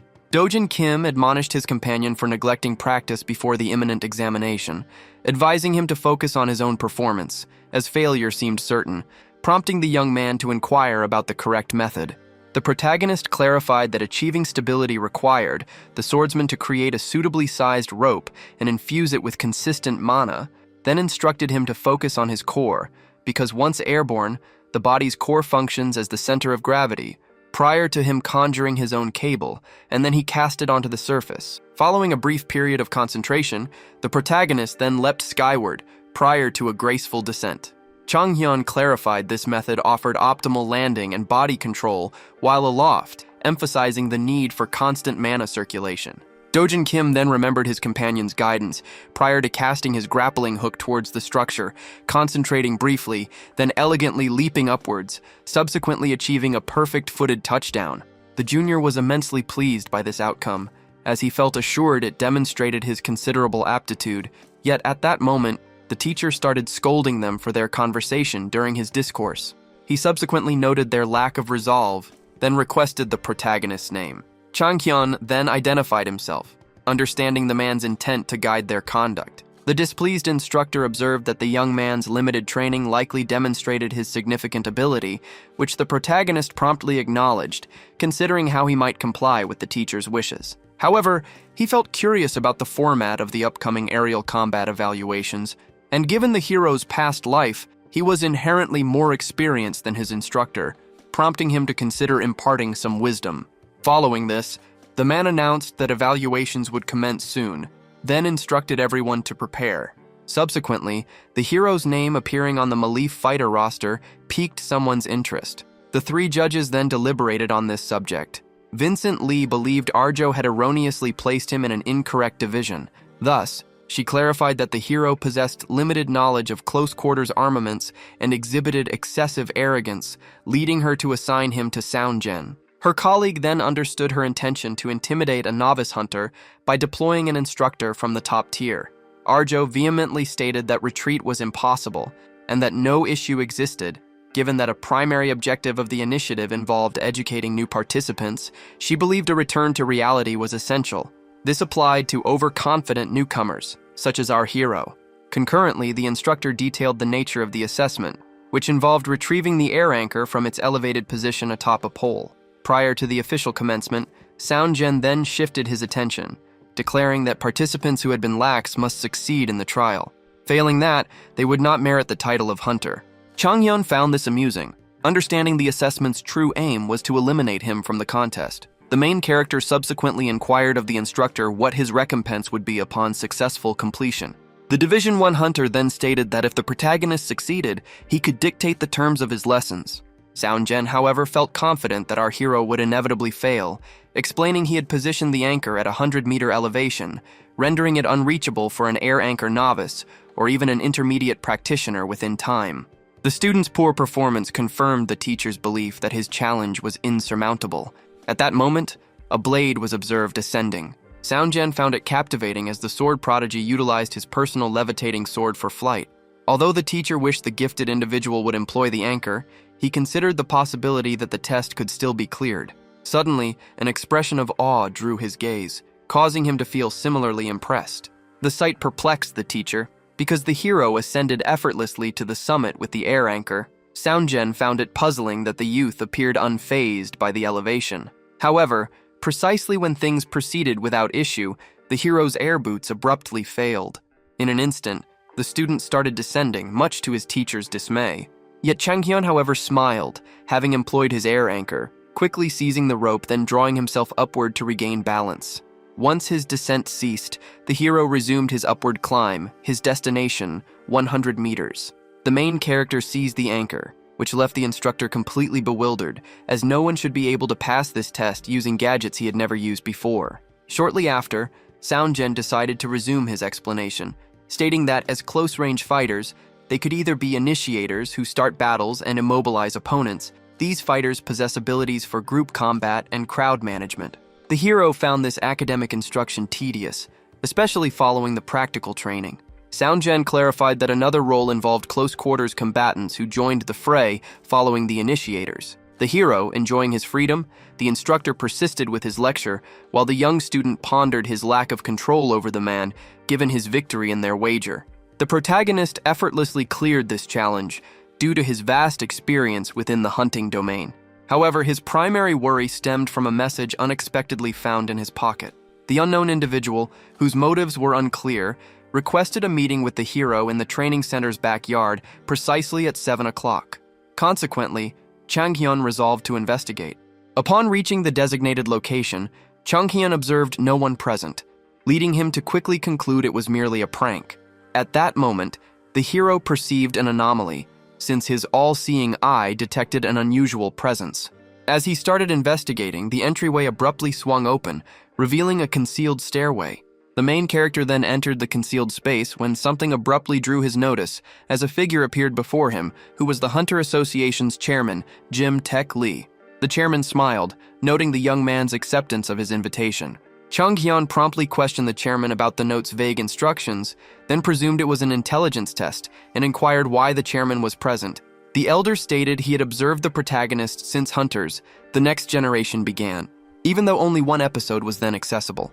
However, the chairman perceived greater potential in the renowned player, having watched him train and demonstrate his agility and keen perception. The chairman found the prodigy captivating, asserting his attempt to forecast the competition's victor, which made Changhyun instantly understand he was being identified as the ultimate champion.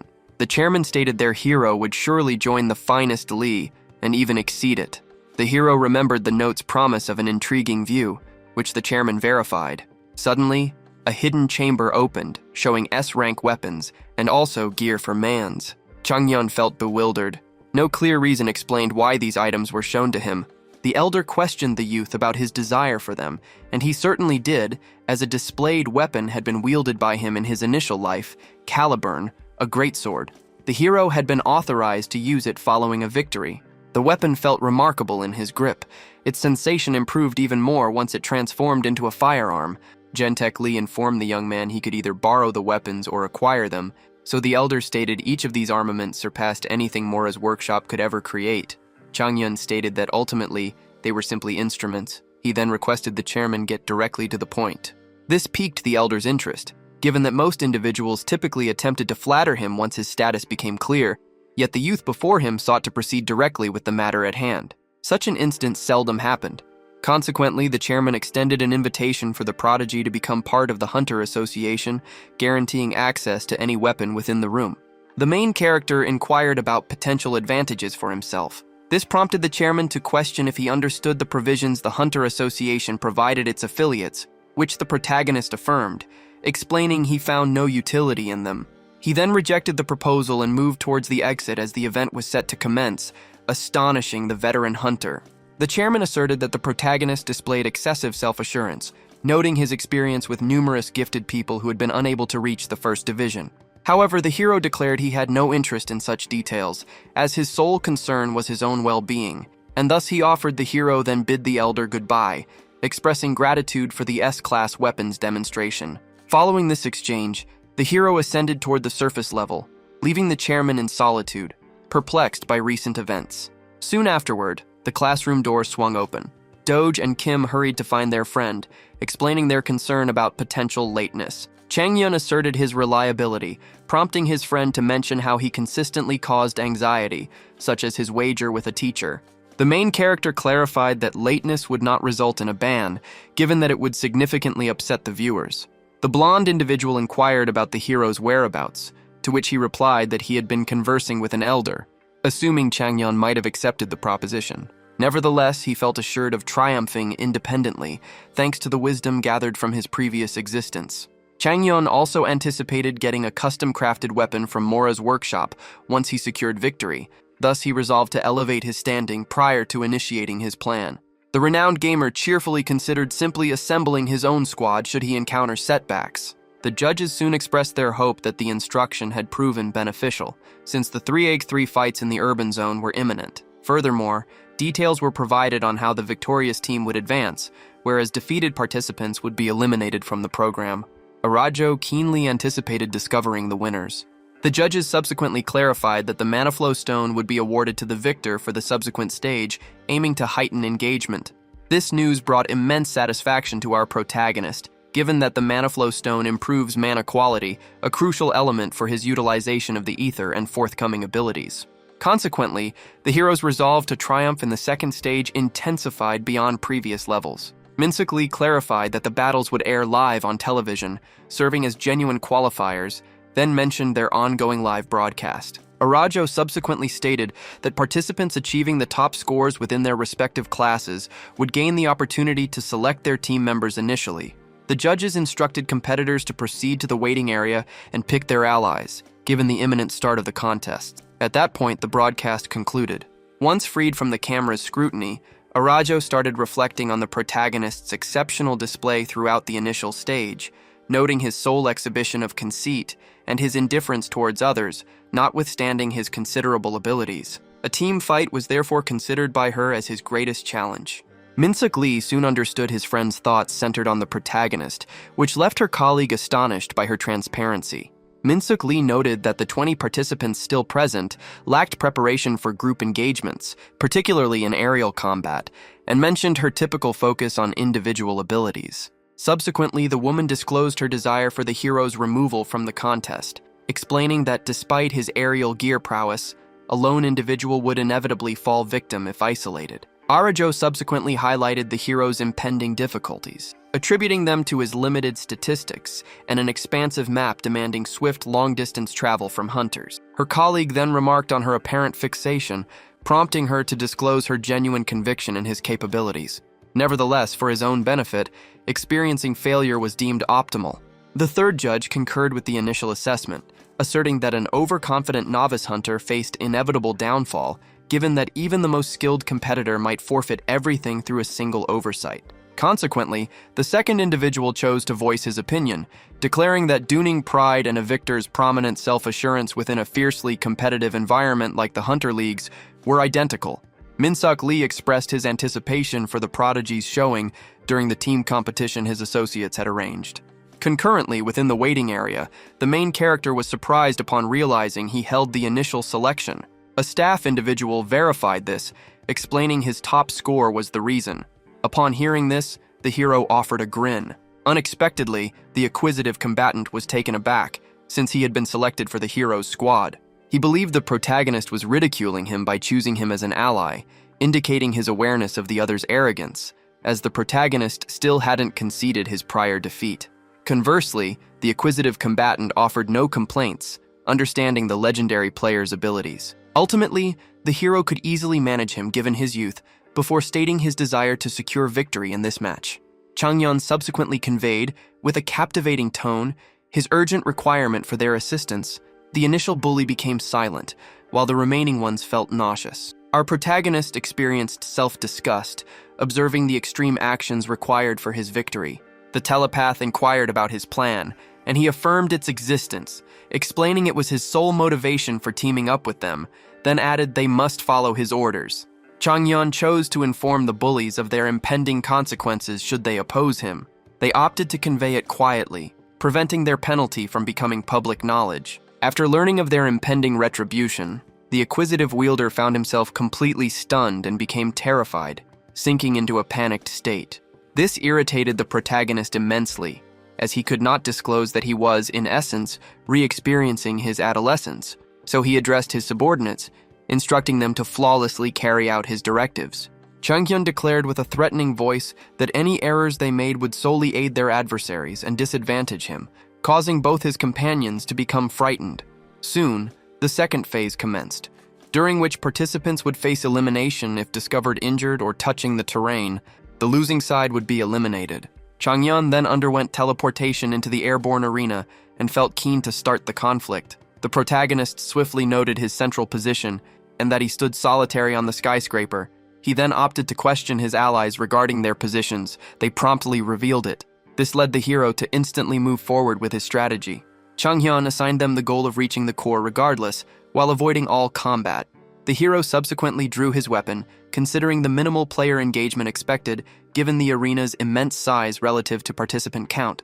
Consequently, the protagonist had to personally draw out adversaries, just as a second shot suddenly discharged, which the hero promptly avoided.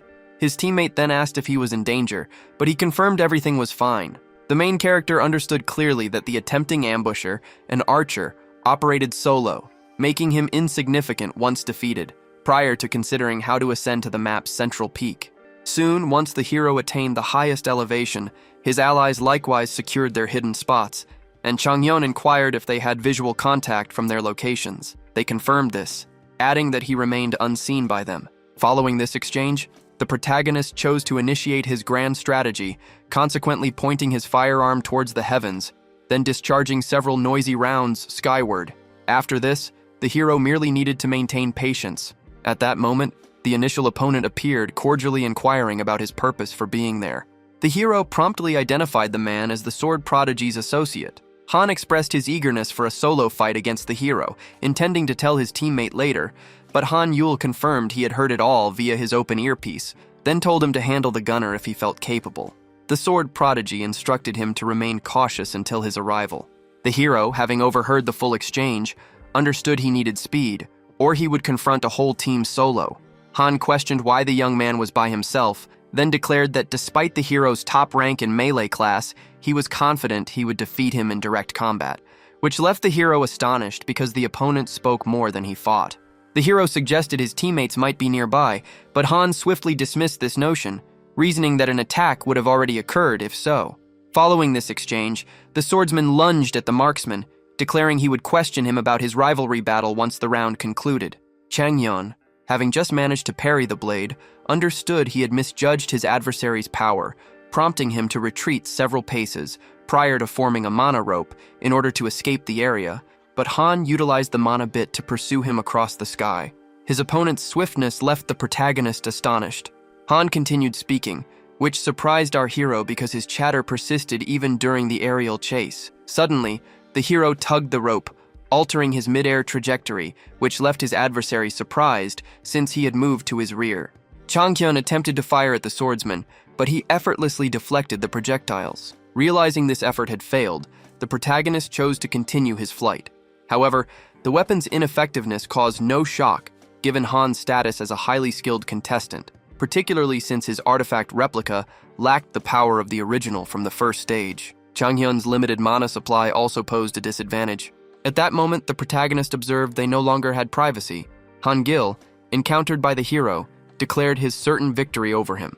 Following this exchange, the protagonist chose to contact his allies. Jisoo remained concealed, and Jinsung likewise. The main character instructed his companions to get ready, which surprised his adversary. Immediately, the hero signaled him to proceed, causing his adversaries to halt their actions. Observing no immediate effect, the Academy participants believed the protagonist was deceiving them. Consequently, the prodigy initiated an assault, which the hero swiftly avoided, recognizing it as the opponent's unique ability. Next, the gravity wielders' turn to perform arrived, and Han Gil believed it was merely a trick, but then an unusual event occurred. At that moment, the young man understood. Someone launched a gravitational strike.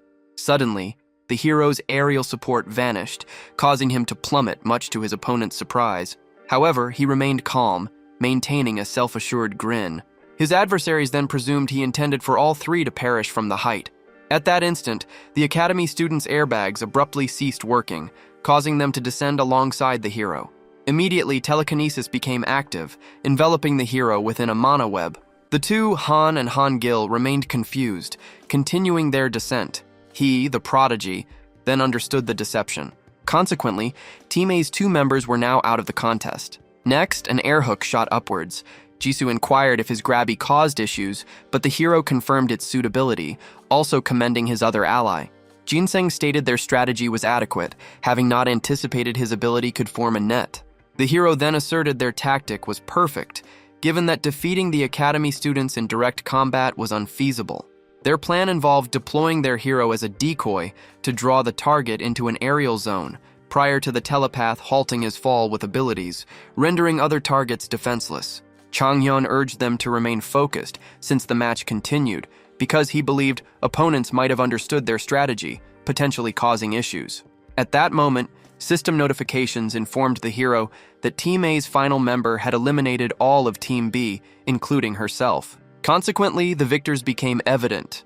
The initial one was the telepath, the next was the grabby wielder, and the final victor was Team C's leader, who was none other than the... Inside the waiting room, Han and Hangyul received a reprimand for their defeat by one individual, given that their accuser had single-handedly battled a whole squad. Hyuji was perplexed by their subpar showing. Then Han started rambling regarding the statistical disparity and their defeat, which astonished the hero by his extensive verbal output. A sword prodigy offered an apology, explaining he ought to have performed superiorly after understanding the foe's capabilities, prompting the hero to address his disposition, since he consistently took responsibility for unforeseen outcomes, leading the hero to consider the young man excessively undervalued his own potential. However, at that moment, his teammates came up to the hero, expressing genuine regret for their previous misconduct. The hero found himself quite surprised. Jin-sung, feeling embarrassed, then chose to depart. This brought satisfaction to the hero, who had discovered an unexpected gentle aspect of the bully. Meanwhile, Artejeo found the hero's effortless win perplexing.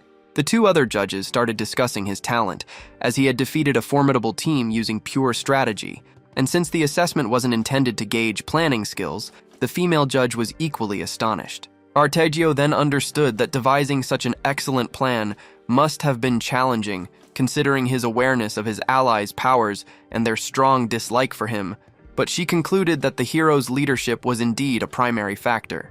The announcer declared round 1 concluded, stating Team C had gained 5 points for their excellent showing, then requested their presence on stage, confirming that every member would receive a mana flow stone exactly as pledged. This left the hero feeling relieved, since this item could enable him to enhance his full bloom skill. The announcer detailed the stone's mana-boosting effects, urging participants to leverage them for global and national supremacy. He then announced that qualifier losers faced a knockout round, with judges eliminating contestants based on their showing. This unexpected development startled the hero, given the event's nature as a show. Reviewing the eliminated participants, he was stunned to find his friend listed. The host then clarified that this area game mode required contestants to form pairs. Teams aimed to hold the specified zone for 60 seconds. However, this was not the sole path to victory. A team could also secure it by eliminating sufficient opponents. The team slaying the most contestants by match end would automatically qualify. He further explained that losers could select partners from the winners, who faced no risk to balance participant numbers. The knockout round was scheduled for the following day. Meanwhile, inside the waiting room, the hero's suspicions were confirmed.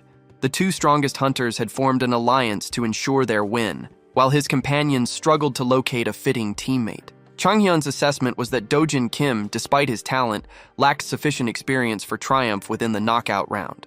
At that moment, the blonde person noticed the protagonist, then hurried over, causing bewilderment.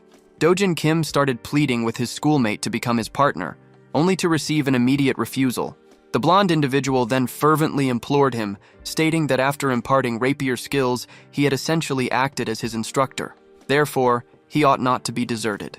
The protagonist, bewildered by such reasoning, could not disregard Dojin Kim's earnest expression, and thus ultimately agreed to assist, realizing he had nothing to forfeit, which made the other ecstatic. The protagonist additionally sought a chance to evaluate his latest prize. He then specified that his associate must obey him and that this would mark the final instance of his help. Consequently, a joyful swordsman and a frustrated gunner united as a team for the knockout round.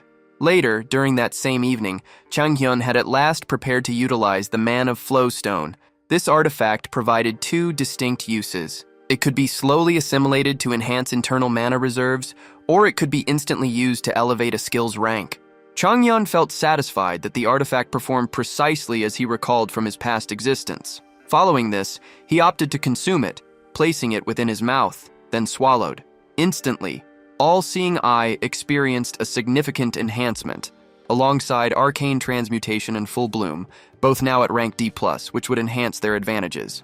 The pair of talents Changhyun had gained from his Full Bloom accomplishment also saw an upgrade. Changhyun observed with satisfaction that his statistics had risen and core abilities had progressed. He also found reassurance in learning that his innate talents had similarly been elevated. He hypothesized that his replicated artifact could now equal the authentic version. Given these developments, the content hero opted for sleep, as a significant day awaited him the next morning. Changhyun understood completely that the following day would prove quite eventful. An ovation resounded while the curtain ascended. The protagonist started his path after joining a nearly ruined team, distinguishing himself among its post-awakeners. At that moment, Coach Yoo Jung Kim proposed that the hero become a star by joining his squad.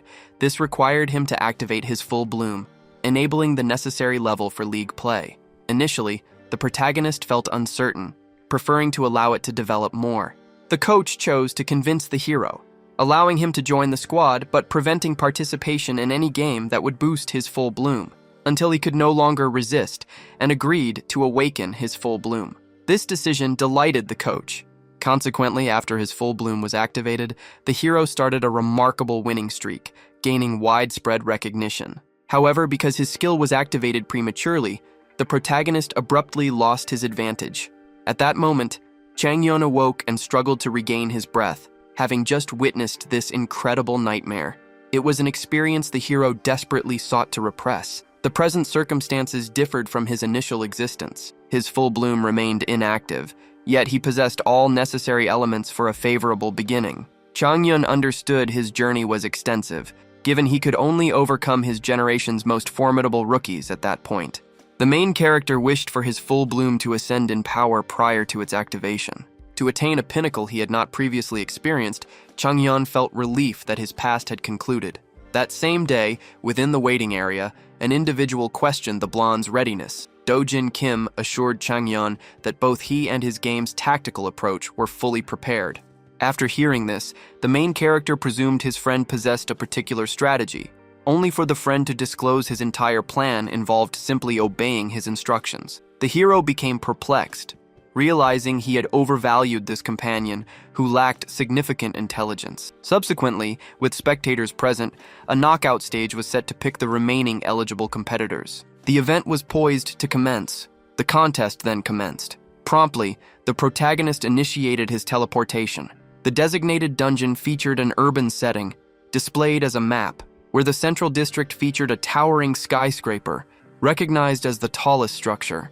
The protagonist and his ally materialized on the map, soon discerning it was the standard urban layout.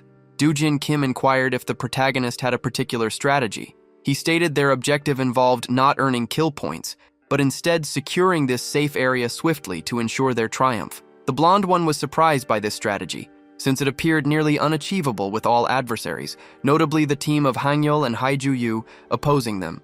The hero declared his friend might quit if he disliked his approach, but the blonde one simply recommended re-examining the strategy. Changhyun stated time was short. The cooldown neared its conclusion, requiring their swift movement toward the secure zone. He then mentioned their urgency, with only 10 seconds remaining. Consequently, the air anchor launched, enabling the hero's rapid traversal across the city, even as his teammates found it hard to follow. He started considering his own expertise in selecting aerial gadgets. Changhyun chose a position close to the secure zone, aiming to prevent opponents from accessing it. Concurrently, elsewhere in the urban area, Haijuyu started contemplating the hero, whose strategies compelled her to face a whole team solo. She attributed her participation in the knockout round to him, and upon inquiry about her thoughts, She disclosed her distress over her teammate's effortless defeat by the protagonist, which instilled a feeling of culpability in the sword prodigy. Noticing this, the girl urged him to compose himself, stating she would not accept any further failures. Hangjil communicated the need to regard Changhyun with gravity. The woman then clarified she required no such counsel, possessing her own tactical approach. In the second stage, Haeju could have single-handedly defeated Team B had she not concealed her actual power, but now she intended to combat with her full might, since defeat was no longer permissible.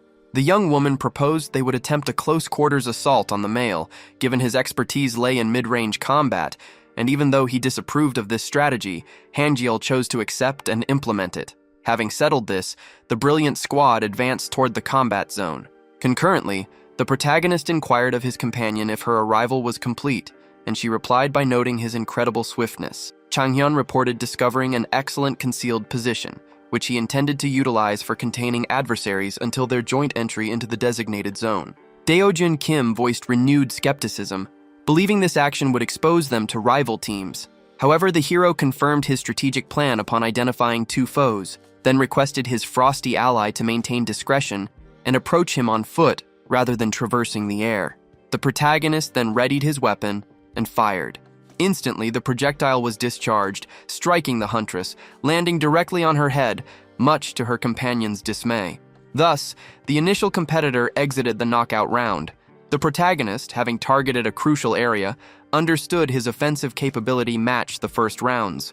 He started comparing it to Ethan's skills, yet soon recognized its superiority, even exceeding his former peak potential.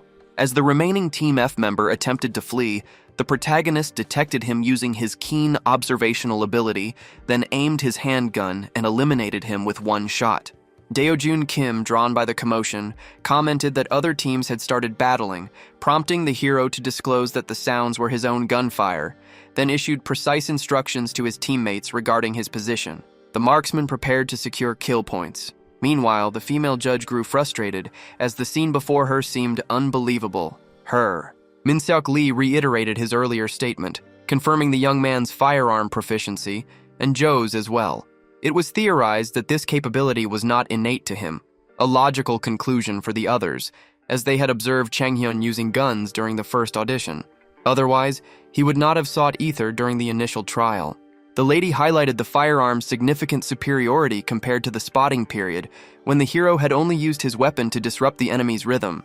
Suddenly, a man the judges recognized as the chairman stated the prodigy must have fulfilled all conditions to obtain this new power. The astonished lady questioned their superior about his reason for being there. The judges sought to demonstrate respect, but their elder stated it was unwarranted for an aged hunter like him, then explained his sole purpose for being there was to observe a particular contestant alongside them. The relieved Min Seok Lee inquired if the elder also intended to enlist the protagonist into his ranks. Unexpectedly, the man refused, explaining the gunner had previously rejected him. The chairman felt regret for failing to present a more appealing proposal. Nevertheless, he chose to disregard it and concentrate solely on the next occurrences. Subsequently, the chairman insisted on joining the program, which left the three arbiters quite surprised.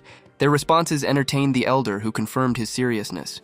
Given this, Min Seok Lee was compelled to consent to attempt securing the chairman's entry into the competition. This also heightened his doubts, since he started questioning the real intentions of the initial generation hunter.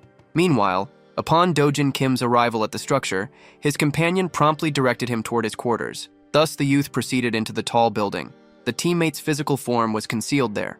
Consequently, their reunion occurred. The hero's predictions were unfolding precisely, as no one had yet attempted to seize the tower, while his companion believed others were hiding, too fearful of being discovered by rivals during the challenge. Dojin Kim requested the protagonist reveal his strategy, but the gunner stated their concern should be limited to one team. Then he faced his ally, inquiring if he preferred confronting the sword prodigy or the hammer genius. Following a moment to absorb the information, Dojin Kim became appalled, thinking his companion intended for him to defeat the geniuses, but Changhyun explained his sole desire was for distraction, prompting Dojin Kim to ask what Changhyun's role would be during that period. The hero stated his intention to seize the capture zone. Dojin Kim found the plan's straightforwardness astonishing, leading him to anticipate a dire outcome. Meanwhile, his companion urged them to proceed. The fair-haired person inquired if the prodigy had fully considered the situation. Our protagonist's answer was simply a smile. After some time had passed walking, the blade wielder still couldn't comprehend the ridiculous strategy he participated in. Thus, the protagonist proceeded into the tower. Once the entrance was revealed, they were confronted by their target. Once they drew near, the system notified every participant that the protagonists had secured the capture zone. Also, should any player violate its boundaries, or if a protagonist leaves, the countdown would be reset. The system then announced a reset. It specified the countdown duration as 60 seconds. This news brought a broad smile to the hero's face, since he now had a chance for some enjoyment. Observing the prodigy and his companions taking over the tower, KJU felt confused. She had expected the gunner to eliminate targets remotely, not pursue the primary objective. The sword prodigy theorized the protagonist discovered another artifact, but his allies argued against this possibility, explaining this arena was merely a city, not a mystic replica, so no concealed treasures existed. KJU sought Hangyal's perspective, given his prior encounter regarding the situation, as their foe appeared to be luring everyone. The young man clarified that only an artifact enabled the hero to defeat him in the initial stage, even with his own rapid thought and high speed. The sword wielder stated that without the hero's agility, he would not have been defeated in the second stage by falling into the trap. However, within the capture zone, the protagonist's movement would face some limitations. KJU then started to theorize that the young man's intention wasn't to complete the primary objective, but rather to attract everyone to his spot before vanishing unexpectedly. At that moment, understanding dawned on her. The woman asserted she had foreseen her opponent's strategy. Chang Hyun, possessing weak stats and restricted movement within the capture zone, possessed merely a single option, allowing the attracted competitors to battle each other. As he remained hidden securely, the expert swordsman inquired of the skilled hammer wielder regarding her strategy, and she detailed their need to create sufficient disruption to force him into the open, given his initial disinterest in securing the zone. The woman felt confident her strategy would secure their victory. Then, without warning, participants were eliminated. Team C, along with a participant from Team A, met their demise. Witnessing this, KJU found herself perplexed, considering the premature timing of any eliminations. This prompted her to understand that the countdown ought to have been reinitialized within the capture zone, which had transformed into a combat area because of the escaping hero's disruption. A friend then directed her gaze. Merely 20 seconds were left until the knockout round's conclusion, much to the young person's surprise. Consequently, the hammer genius understood nothing of our hero's scheme. Sometime before, the gunner had patiently waited. Even though his friend questioned his strategy of battling every other contestant, Dojin Kim recognized his role as a backup for those who evaded the projectile from his mentor. The young man genuinely questioned the plan's effectiveness. At that moment, a hunter violently forced the door open, insisting on a fair battle, only to be taken by surprise and swiftly shot in the head. In that manner, a Team A member fell, astonishing our hero's companion. At that instant, our heroes were alarmed by an individual cutting himself at the entrance as a spearman appeared from within the wall. Changyeon attempted to fire at him, however, the spearman avoided the projectiles, concealing himself behind a massive boulder. This made the hero understand his weapons couldn't penetrate barriers. When he observed his adversaries preparing for combat, the hero felt no concern since a swordsman accompanied him. Immediately, Dojin Kim engaged in swordplay against a different participant. The hero subsequently observed the spearman's ally attempting to approach stealthily from behind him, prompting him to utilize his perception ability to precisely pinpoint his adversaries, then simultaneously firing upon them. With that, Team C was eliminated. The hero chose to verify the current hour. Upon checking, he noted half of the allotted minute had elapsed. Such a short duration could enable the swordsman and gunner to secure victory by meeting the primary objective. However, the hero's aim was total annihilation. Soon afterward, the pair of geniuses reached the tower. At that instant, the girl sensed danger spotting two unknown individuals ahead of them, which prompted her to warn her comrade to ready his weapons and prepare for battle, having identified one of the people before them as the hero, who then directed his firearms toward them. A projectile from the hero struck the adjacent pillar, causing the protagonist to fire once more, only to suddenly realize he was within striking distance of the hammered genius and the sword prodigy. However, at that moment, the pillar started to crack, which ultimately surprised the young man. The hero's strategy was unfolding as intended, with the structure starting to crumble because of the damaged support. Witnessing the capture zone's destruction, the brilliant individual considered their subsequent move. Consequently, under 20 seconds remained before the knockout phase concluded. Given the time constraint, Haiju Yu and Hang Yul resolved to push towards the objective. At that moment, distinct gunshots and subsequent screams became audible, causing the young woman to be alarmed. Noticing the elimination of 3 contestants, she urgently considered how to neutralize a weapon firing from an undisclosed position. The handgun was re-aimed and discharged, resulting in another hunter's death, preventing the girl from finding their hero. With the structure in ruins, thick dust enveloped her. The hero regained composure. The hero considered his inability to confront such numerous adversaries directly. Consequently, he activated his all-seeing skill, enabling him to locate and eliminate a rival contestant. The hero found this scenario familiar, reminiscent of his past existence. His team faced a difficult predicament. They urgently required a rescuer to prevent finishing 9th place, despite widespread skepticism. This is where the concept originated. At that time, LTD had only 1 player remaining, opposing the fully operational RTX team. Changhyun's resolve to secure victory and avoid 9th place was unwavering, prompting him to target the pillar with his rifle and bring it down, mirroring his recent action in his present existence. The commentator speculated that the hero, having lost all hope, intended to eliminate everyone in a self-sacrificial assault. However, the young man's resolve to win was stronger than ever. Everyone was astonished. Despite the crumbling building and severely limited visibility, the hero successfully landed every shot. Changhyun continued discharging numerous rounds from his weapon. Rapidly, 3 RTX operatives were eliminated. Everyone watched in awe. The protagonist had already defeated 6 opponents with only 1 remaining, suggesting a legendary comeback was imminent. However, as the protagonist pulled the firing mechanism, he now faced a blade overhead and discovered his mana reserves were depleted. Consequently, Changhyun fell to RTX, fulfilling all predictions, which secured RTX the top scoreboard position and relegated LTD to rank 9. Soon afterward, within the locker room, the protagonist experienced a void, having been on the verge of triumph. That single event initiated the renowned player's decline. Yet in this current existence, the protagonist held the hammer genius under threat. The young woman frantically attempted to escape, but her efforts proved futile. Instantly, the protagonist, now free from significant obstacles, succeeded in defeating the genius squad. Concurrently, the panel of judges expressed astonishment since the gunner eliminated every rival competitor, and during a contest requiring combat within the secure zone, the hero secured triumph through simultaneous fulfillment of both unique victory requirements. Consequently, RNGO was compelled to acknowledge the hero's professional-level abilities. Min-Sik Lee expressed considerable satisfaction, having been correct about the youth's potential. He then recalled his initial recognition of the young one's talent, highlighting the exceptional firearm proficiency demonstrated by the impressive display. His associate acknowledged the youth's capability, but remained puzzled by his ability to strike every target unseen, prompting Min-Sik Lee to inquire if any inherent skill might have prompted his early pistol usage, then asserting that precision represented a crucial element the hero needed to develop as an ability. The judge believed the young prodigy possessed ample confidence in his aiming ability. Subsequently, with the surviving hunters assembled within the stadium, the hero started reviewing the positive feedback posted across social media platforms.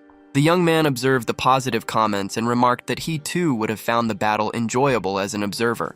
However, the hero's actual experience differed, as he had struggled, having secured victory solely through surprise attacks, employing a tactic he had already perfected. At that moment, the full bloom rank advanced from D to C, following the hero's double victory in the knockout round. The hero, feeling satisfied, acquired the talent Legendary Smegbert, which significantly boosted his long-range accuracy, alongside Guided Shot, which altered the trajectory of his assaults. Dojin Kim confronted the hero, accusing him of concealing his genuine abilities, then commended his recent display and requested to test his firearm. The blonde individual remarked that he ought to have informed him of his ample mana reserves, sufficient to eliminate all opponents, prior to inquiring about his precision. The hero asserted he merely acted on instinct, a response that failed to appease the swordsman.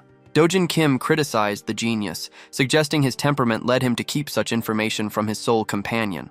This revelation made the hero aware that, since his reincarnation, he had conversed solely with the swordsman, highlighting his profound solitude. At that moment, the 3 judges materialized on the platform. Arajo clarified that becoming a hunter wasn't universally achievable, stating that the harsh truth lay in an individual's inherent potential. The final outcome was clear. The judges confirmed their program's objective, to find only those destined to become the finest hunters, thus setting high expectations. A female judge then declared that all participants still possessed an opportunity to succeed, warning against early celebration since the actual competition was just commencing, and subsequently welcomed them to the Hunters League. Min-suk Lee clarified that their program emphasized speed, noting they had already identified promising young talents expected to achieve great renown. This information instilled a feeling of pride in our hero. The third judge then outlined the final round, stating contestants would participate in a regular Hunter League match after being divided into 2 groups of 7. These teams would be randomly assigned in 7 days, with the MVP ranking first and the subsequent top hunter taking second. The judges further stated that a notable individual would be participating in the finals, a detail that sparked our hero's curiosity. On that particular day, while our hero and the remaining contestants were making their departure from the stadium, he heard an unexpected call. The caller was a recruiter for the LHR team, accompanied by another man who introduced himself as the PR team's recruiter. After this encounter, our hero started considering his need to locate a dependable team a team that suited him was needed. Changhyun then suggested a private discussion with the man. Soon afterward, once arrangements were complete, the protagonist faced 4 distinct recruiters, and stated that, given their large number, he requested everyone present to declare their terms immediately.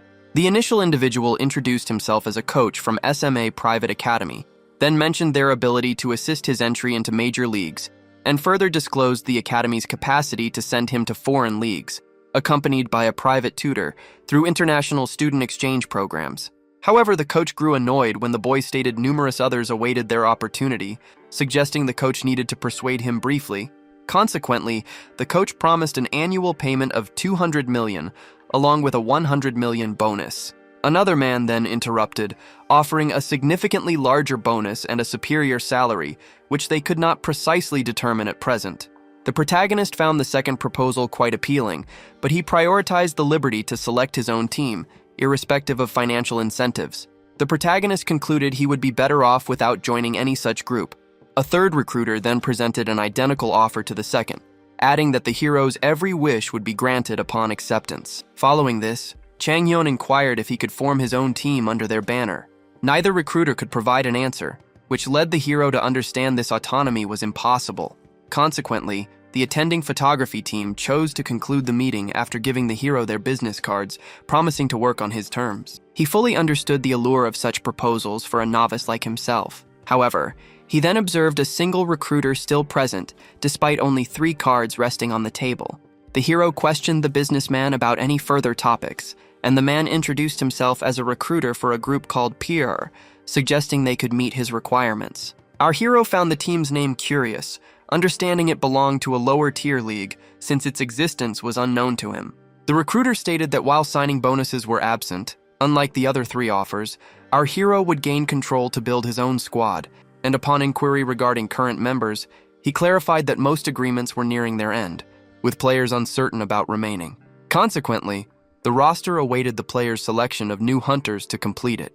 This information prompted the hero to consider that, despite the team's low standing, they offered the autonomy he sought. He noted that the proposal implied he would only select novice teammates, given the recruiter's imprecise language. The recruiter, flustered, suggested organizing an encounter between the player and the president, who strongly wished for the hero to join his squad. As the young man pondered his decision, the recruiter confirmed that his pleasure if the young man agreed to an audience with his boss, leading Changhyun to state he would consider it. Following this exchange, the hero remained solitary in the space, holding 4 business cards. He faced options. Pick 1 ally to join Division 3's top ranks for substantial compensation, or gather a squad of novices for the lower divisions. Ultimately, his success rested on his own output.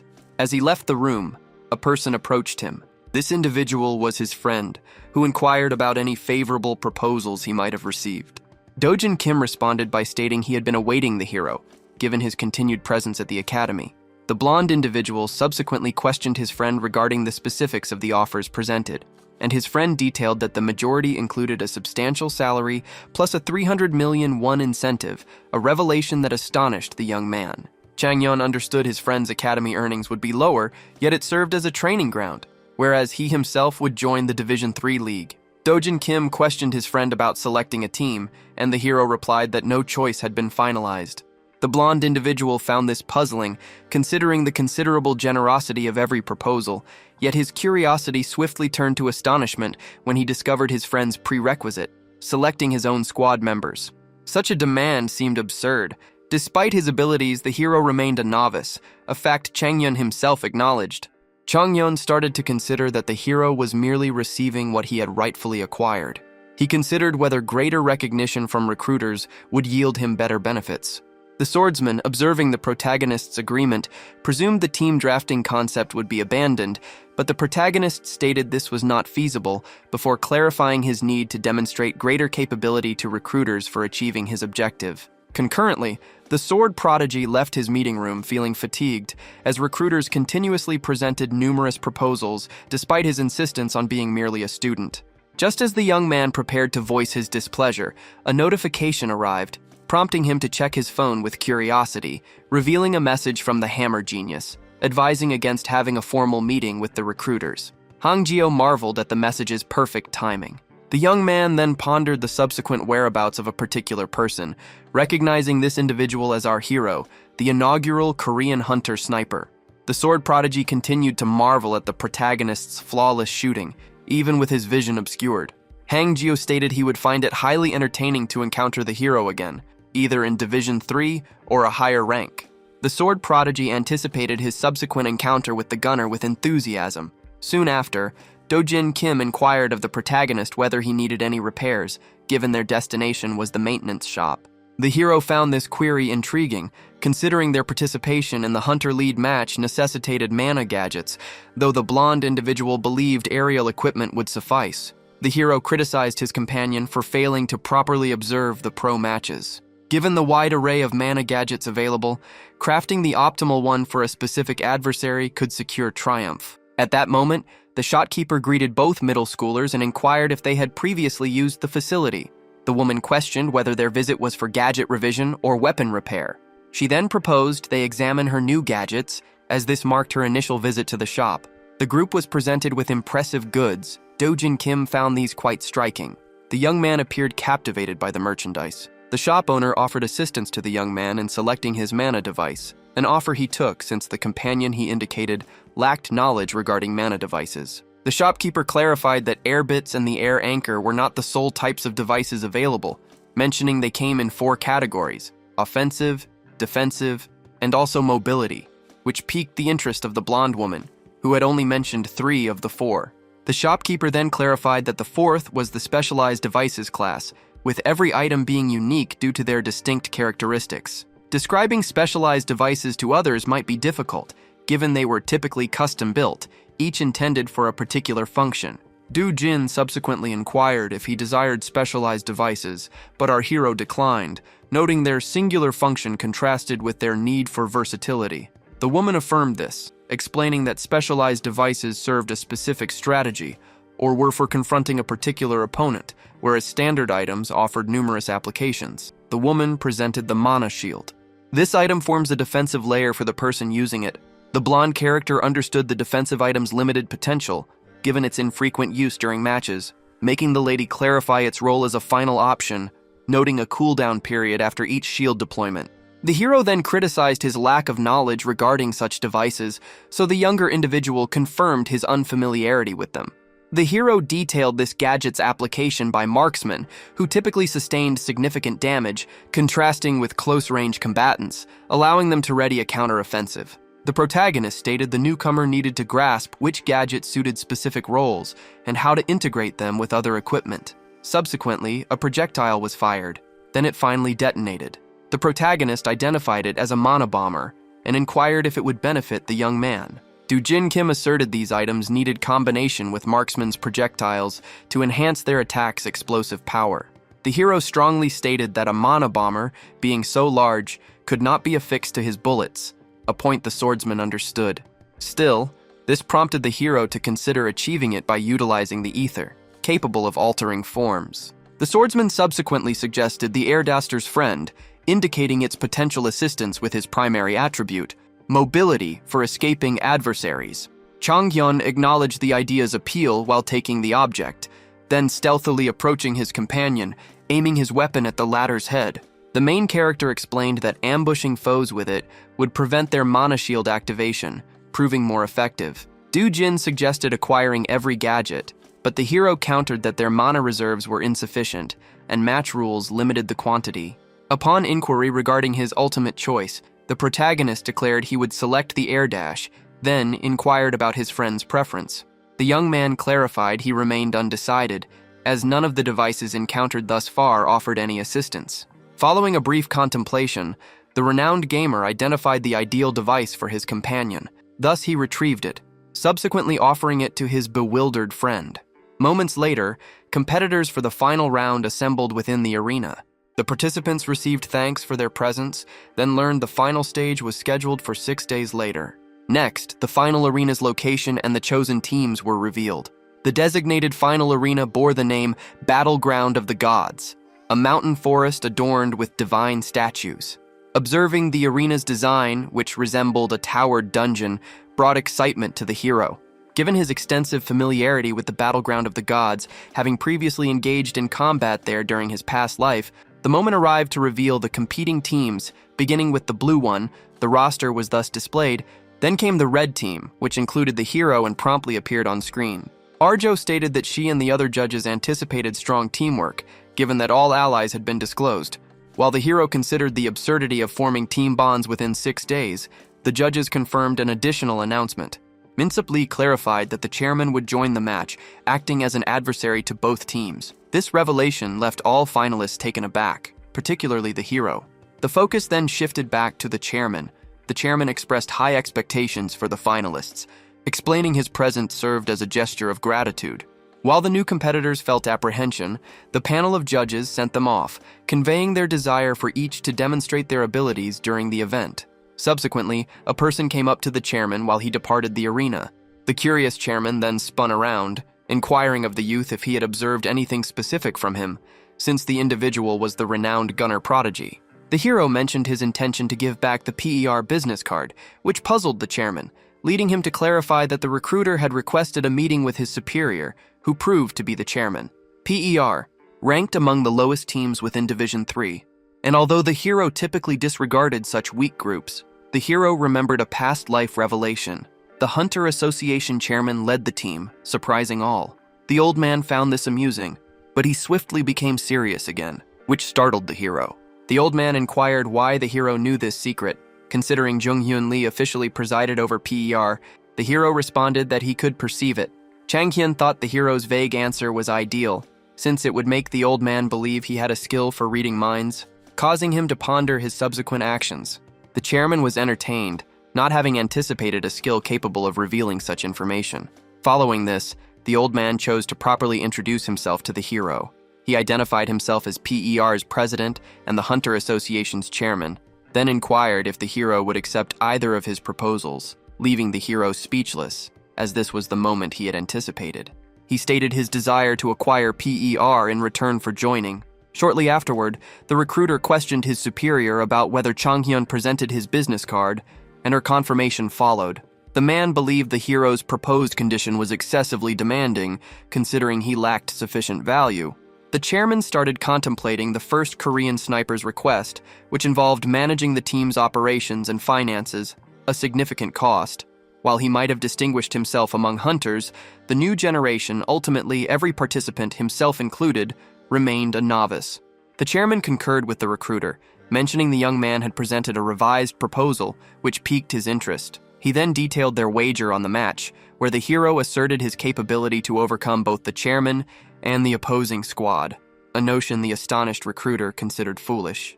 However, the elder individual, intending to restrain himself throughout, suggested the youth's value might justify his requested compensation upon success. Nevertheless, the individual clarified that all probabilities were unfavorable for him. The chairman subsequently disclosed that in his final discussion with their hero, he had declared that should he secure victory in the wager, he would be the one to recruit the chairman. While the recruiter was utterly astonished by this display of hubris, the elder individual found it undeniably captivating. The elder, harboring some uncertainty, granted the protagonist an opportunity to prove his worth. Concurrently, the main character inquired of his teammates whether they objected to his assumption of the role of leader. He anticipated the swordmaster would contend for the position, yet the prodigy instead fixed a captivated stare upon him, causing discomfort. Changhyun chose to abandon their current plan, explaining that the new approach would center on himself and Hang Yul, given their status as the team's two most skilled members. He then sketched the combat zone, clarifying that the blue team likely held similar tactical thoughts, and because their destination was the battleground of the gods, their initial strategy involved farming. Changhyun further elaborated that the chairman's involvement would compel him and certain others to pursue an alternative course of action. Thus, as the match commenced, their squad began to gather resources extensively. The protagonist, accompanied by his companion and the sword prodigy, would seek out the chairman and pinpoint his location. This revelation left the younger members utterly stunned. The protagonist then detailed his plan, which involved the elder's downfall. Jeon-sung, however, considered this absurd, since the trio stood no chance facing a chairman who was not using his full power. The telepath conceded the team captain's strong performance during the initial 2 stages, but insisted this did not establish him as the most powerful competitor on a national level, urging humility. Meanwhile, the protagonist started considering that he lacked the time to engage with an individual still holding a grudge. Hang Dial clarified that the chairman's strength was common knowledge among all present, including the captain, and that they should trust him due to his effective leadership during the program. This statement piqued the hero's interest, because his long-standing rival was unexpectedly offering support. Changyun then redirected the discussion, clarifying that a direct confrontation with the chairman was not planned. He then requested the designated team to heed his strategy, assuring them of its sound reasoning. The hero's gaze reflected an intense yearning for triumph. Subsequently, the female judge calmed the audience, then proceeded to detail the match's operational rules, after which numerous holographic figures materialized. She clarified that the Hunter-Leaser format involved 7-on-7 contests, with specific elements changing based on the combat arena. The match's initial phase involves a farming stage, where participants must gain levels through defeating monsters, followed by the mission stage, requiring both teams to eliminate neutral monsters or secure specific areas. The final segment is the team fight, where opposing teams engage in combat. The judge stated that no 2 matches were identical, as missions varied depending on the map. Min-sik Lee then explained that the chairman of the Hunter Association would participate in the battlefield. And with the young student's role fully detailed, it was time to clarify the chairman's function for everyone. It was thus revealed that the elder would join the match as a neutral monster. However, this raised concerns because Chairman Lee is among the most powerful first-generation hunters, making it challenging for them to keep pace. Araju clarified that for this reason, the elder's stats would all be reduced by 2 points. Min-sik Lee highlighted the critical impact of even minor stat differences in professional leagues, suggesting the students now might have a chance. Araju then explained that the first-generation hunter would face 2 teams of 7 alone, which would enhance the excitement. And so Min-sik Lee explained to the audience how everyone would be looking forward to this finale, where the best first-generation hunter faces talented newbies. The broadcast concluded, ending their live segment. A colleague questioned the judge, seeking his forecast for the match victor, anticipating he would name his favored hero. However, Min-sik Lee asserted the protagonist would certainly be defeated in the final round, then inquired of his friend if she understood the chairman's decision to participate. Araju theorized the chairman intended to personally evaluate every competitor, determining who truly deserved triumph. His friend affirmed this, adding that it would undoubtedly challenge the young prodigy significantly, since his particular skills, namely swiftness and distant surprise assaults, would prove ineffective facing the chairman. Given his reputation as a formidable close-quarters combatant capable of pursuing foes, a marksman could not contend with him unless a single strike brought him down. The lady countered that the imposed power restriction should narrow their disparity, thereby offering the young man an opportunity to demonstrate his capabilities. Min-sik Lee clarified that because the system limited his power, the chairman would be exerting maximum effort, adding that any outcome remained conceivable in a Hunter League contest. The third judge expressed substantial agreement with the second. Further asserting his faith in 3 sub-first, he declared the final map, the battleground of the gods, presented 3 sub-first chances. The final countdown neared its conclusion. Upon its completion, the reality visual commenced and public comments started appearing at an astonishing speed.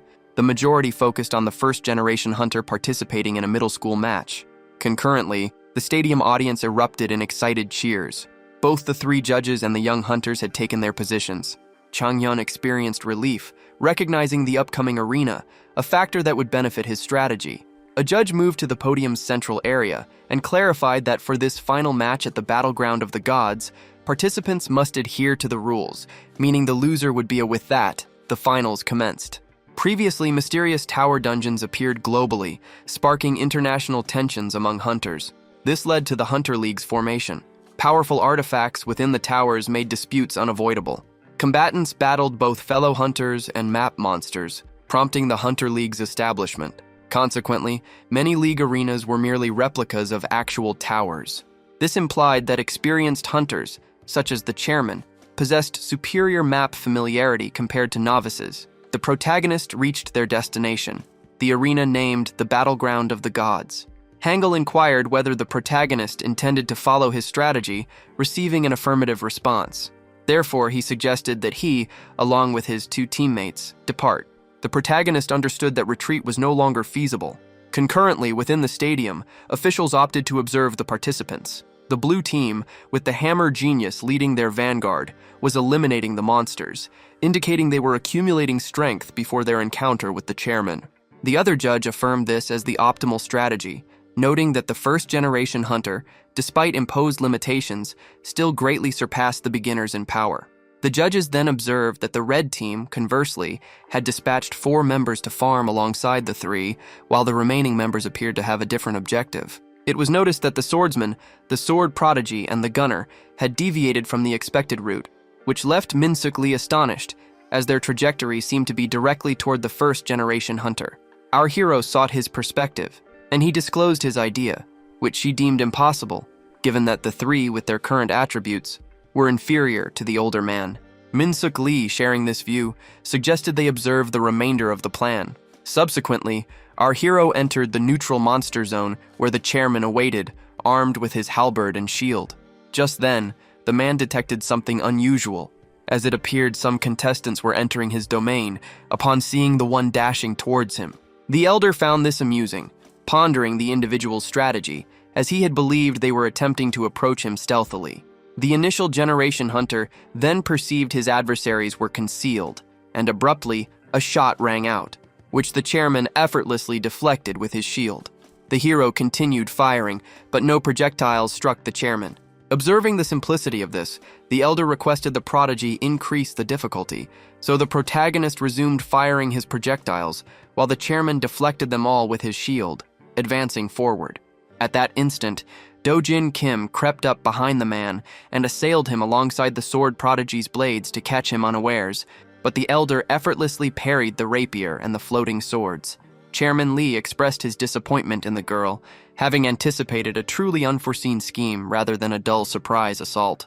However, just then, as an enigmatic breeze started to stir, the chairman became curious upon identifying an approaching entity. A massive shadow neared the elder, leaving him astonished, for he now confronted an arena statue, which had truly animated. The dungeon previously served as a battleground for a giant race that mysteriously transformed into stone figures, yet persisted in life despite their petrified state. Our hero possessed deep knowledge about this arena's mysteries, given that professional matches occurred within actual dungeons during his past existence. Consequently, he understood the proper technique for statue reanimation. Previously, the blonde individual became astonished after learning of our hero's strategy. However, the swordmaster speculated the youth might have observed something beneficial, similar to what happened during the initial stage.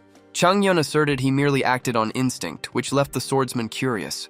Dojin Kim believed our hero was merely guessing, as he declared the need to precisely shatter the fractures to rouse the giants. Conversely, Hangyo enthusiastically suggested our hero was simply selecting an ability.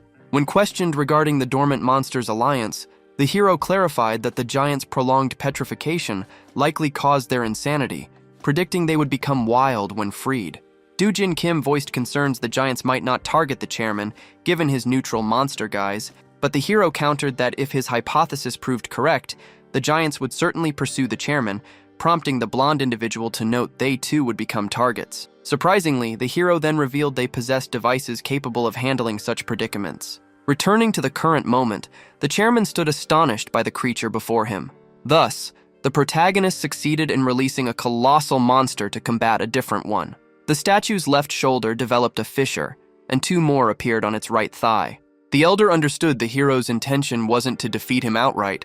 Rather, he was merely creating a diversion, since his actual strategy involved rousing the dormant giants, a fact the old man should remain unaware of until entering the dungeon. This revelation only deepened the chairman's bewilderment, as the hero's scheme appeared to hinge on information he ought not to possess. At that instant, the colossal statue lunged toward the elderly man. Its immense assaults then targeted him, but the chairman successfully deflected the blow with his shield. The elder's thoughts were less on the creature before him and more on the 3 vanished contestants who were no longer visible. He then perceived that the new recruits had deployed invisibility cloaks, a device not widely favored, given its restricted utility and short concealment period. At that very moment, the colossal figure once more aimed its axe at the chairman, who merely deflected the blow with his shield. At that instant, the hero materialized from behind the barrier and discharged a weapon at the chairman, who then perceived the youth's strategy was to deny him any respite. Nevertheless, a grin spread across his features, prior to releasing a powerful surge of energy which successfully froze the projectile in its trajectory. The veteran found amusement in the newcomer's ability to corner him. He remarked that no one had pushed him to that extent in a long time. The veteran hunter commended the youth's tactical approach. However, he declared his defeat was not yet certain. He stated their current parity and challenged the young man to reveal his full capabilities during the match. This spectacle ignited the stadium audience's fervor. Their enthusiasm surged.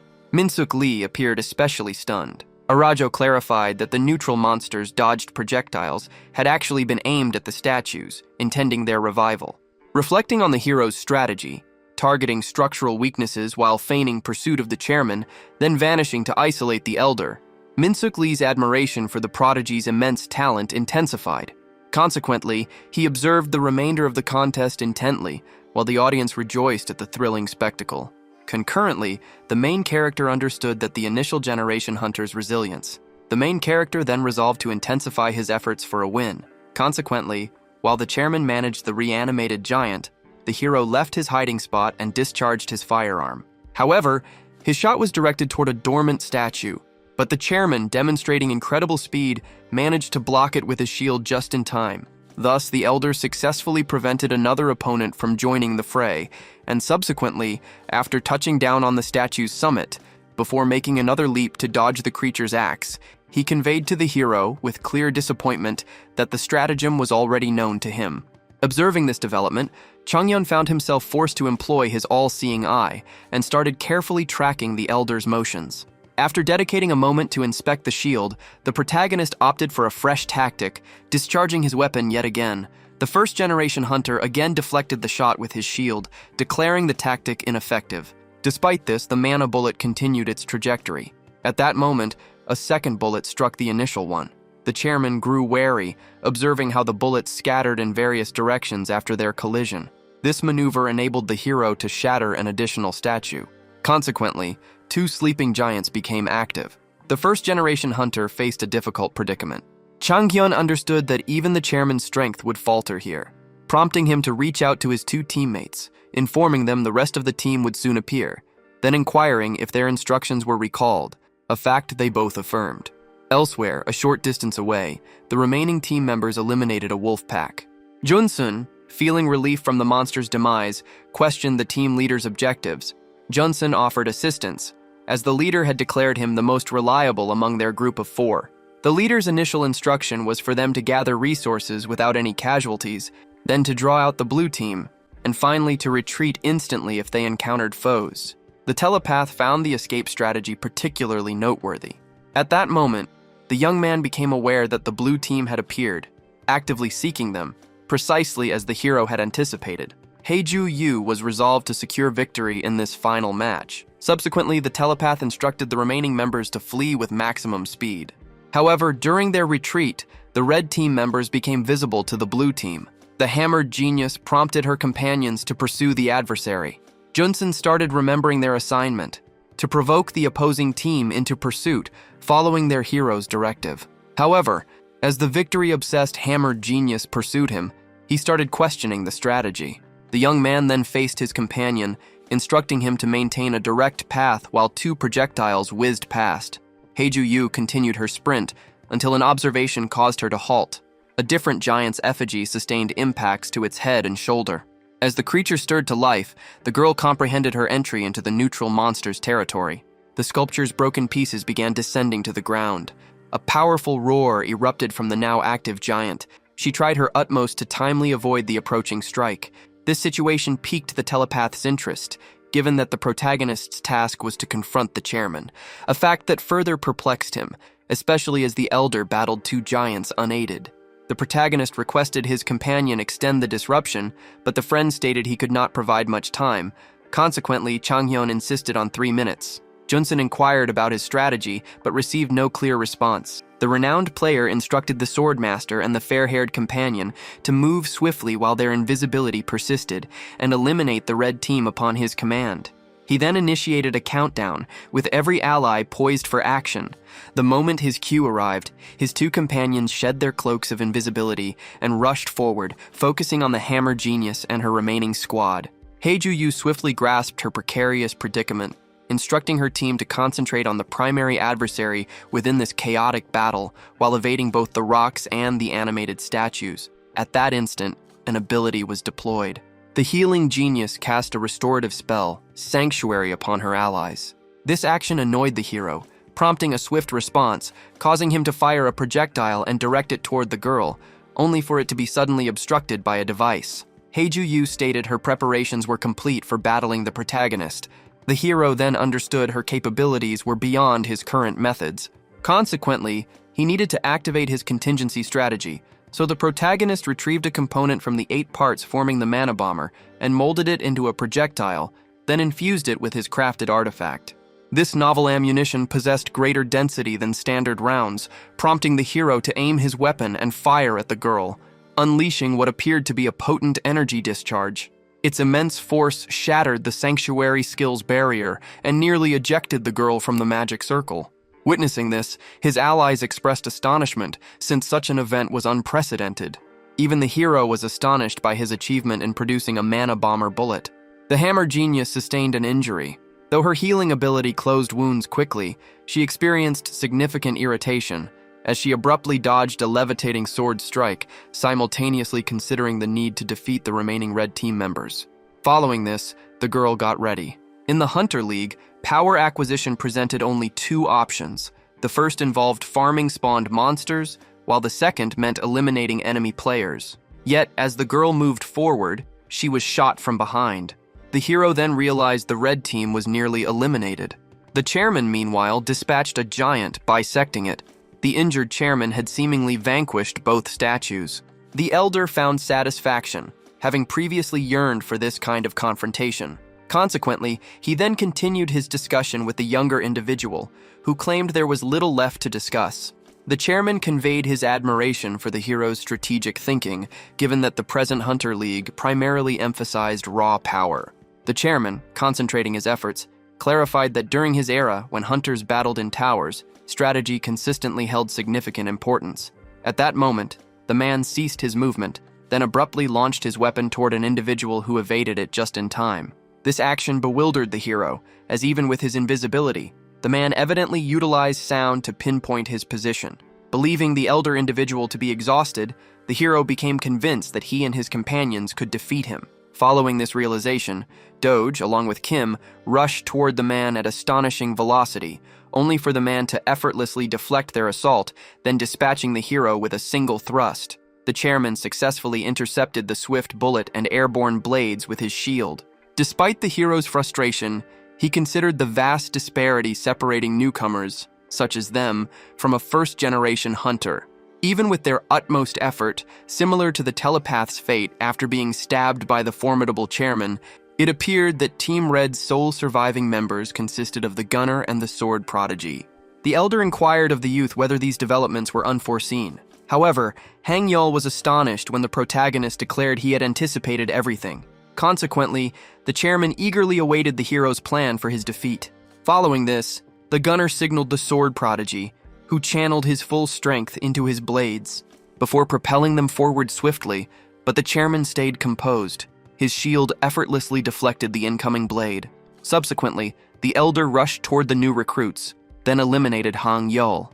As a result, only the gunner remained as a participant in the match. Confronting a first-generation hunter alone, the protagonist became extremely anxious. The hero prepared to confront the neutral monster by himself. He considered the elder a tank, a natural predator against more valuable classes like his own, placing the protagonist in a tough position, and Chairman Lee then advanced, asserting his win. Before piercing the protagonist's chest, Changyeon then offered a smile before retrieving a mana bomber.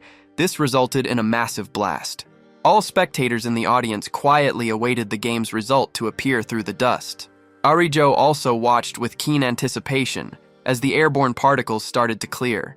What became visible was that both the younger and older men lay prone on the earth. Minsat Lee found himself astonished, since the hero brought his side success. The referee struggled to grasp the amazing accomplishment the young individual had completed, since he had removed the chairman alongside himself using a mana bomber, leading him to conclude that the most perilous participant in the game was not the chairman, but instead the skilled sniper. Subsequently, the protagonist took his place on the platform.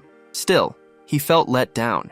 Even after he had managed to avoid the spear and detonate the device, victory over the chairman would have been his. His friend, noting his gloomy appearance, suggested he brighten up. The boy, however, claimed no justification for happiness, given his failure to best the old man. This intrigued the sword prodigy, as it showed the protagonist was unaware. When Changyeon and Dojin Kim then faced him to inquire, he stated it held no significance, causing both of them to be curious. The chairman subsequently ascended the stage. Everyone demonstrated reverence through silence. The old man next faced the genius hunter. Arijo clarified that among the 100,000 awakeners worldwide who emerge annually, each considers this goal. Yet, this goal was not simple, as despite their athletic nature, unlike their warrior beast counterparts, a hunter needed to display exceptional noble characteristics. Only individuals demonstrating all these qualities could eventually become hunters. She then stated that a contestant had shown himself to possess all these traits, having won the competition. Everyone keenly anticipated the outcome, which proved to be the protagonist, who was declared the finest hunter competitor, representing the next generation. As he approached the trophy, the crowd cheered.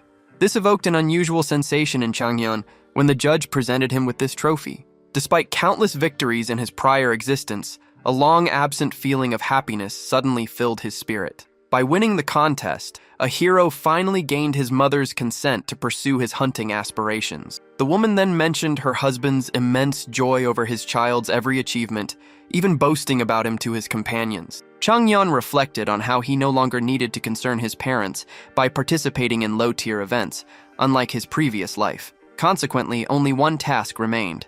The protagonist settled into a chair, then picked up his tea while the chairman inquired about the purpose of his unexpected arrival, which prompted the hero to consider the veteran hunter's cunning nature. Changyeon stated that, having secured victory in their wager, he had come to claim the promised team. However, the elder noted that a complete victory hadn't occurred, explaining the hero utilized giants for exhaustion prior to his own takedown.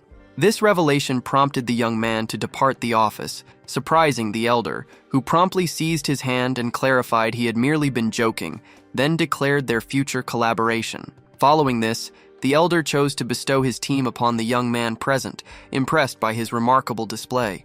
After a period of consideration, he extended his hand toward the elder, confirming his willingness to collaborate with him. The chairman, astonished by such a mature action, the chairman extended his hand, signifying accord, thereby finalizing the arrangement. Subsequently, near the public transportation entry, the protagonist started explaining that Moore's shop had achieved global recognition for its sophisticated weaponry and insight into hunters' requirements.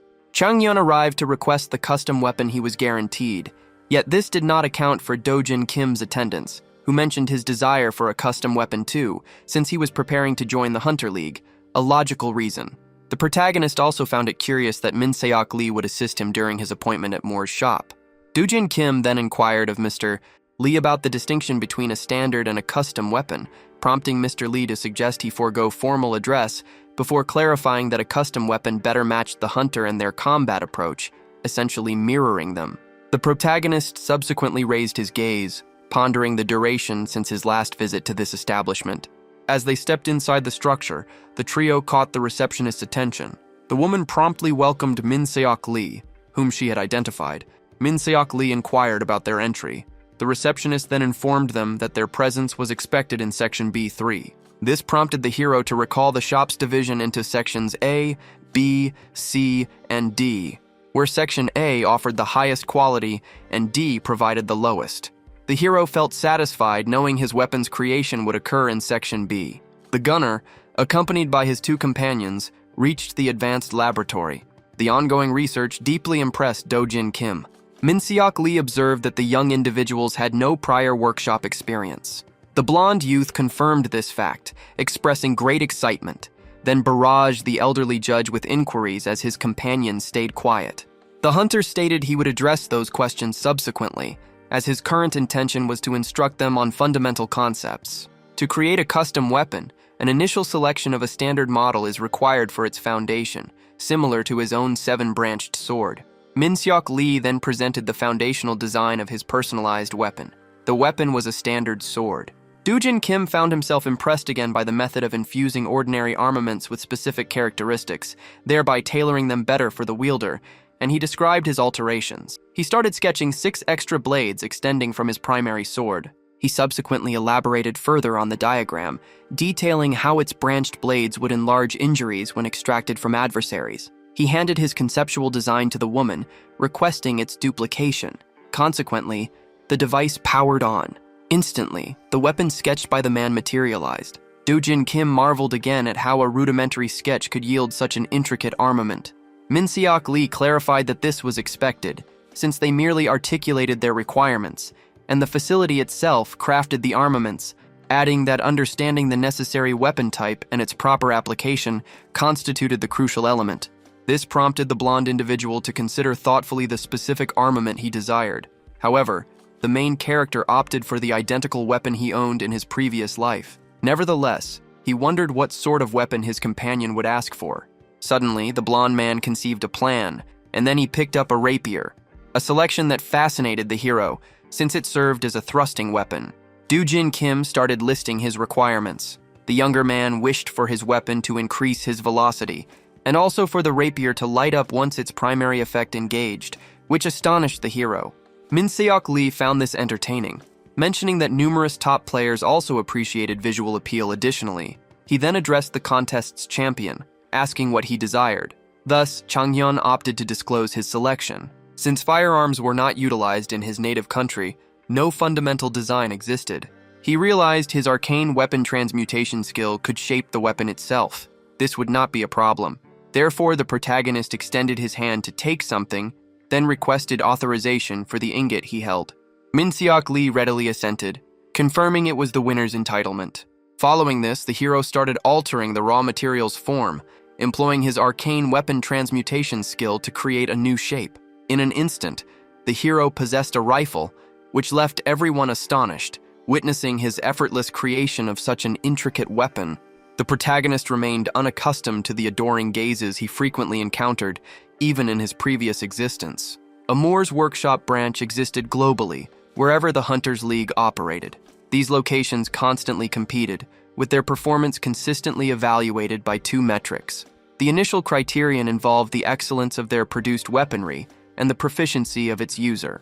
The Moore's Workshop's division within the hero's nation suffered from a poor standing, leading to online criticism of both their equipment and its users, given their perceived lack of strength. Nevertheless, the hero proved unique, since he possessed the ability to reverse the Korean branch's poor fortune. Beyond securing victory in the contest, he also forged a completely novel weapon without any existing blueprint.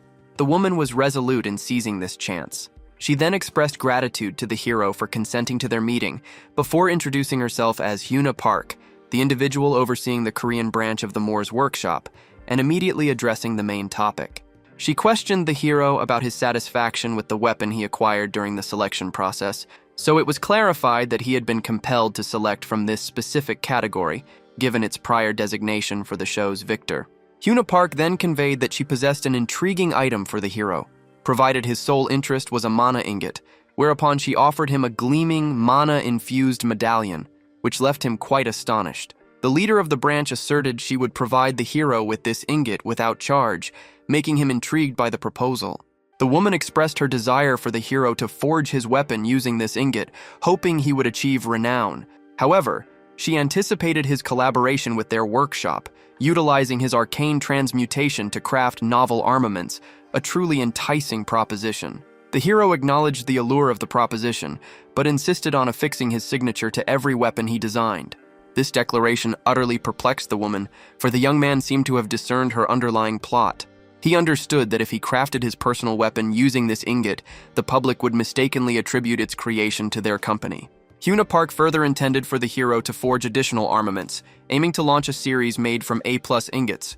Consequently, she told him he must sign an agreement to work anonymously, keeping his identity private from the public. The hero countered by declaring his intention to provide his expertise to the primary branch of the Mora's workshop, a statement that considerably irritated the woman. The woman then inquired about his conditions. Our hero felt pleased since he could now dictate his requirements, and therefore requested their sponsorship, a demand the lady considered strange given that their division had already provided him a weapon.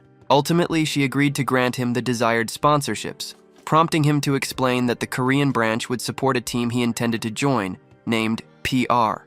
This news considerably displeased Huna Park, because she felt compelled to back one of the least capable Division 3 teams, leading her to propose that our hero select a different team for this sponsorship, one more appropriate.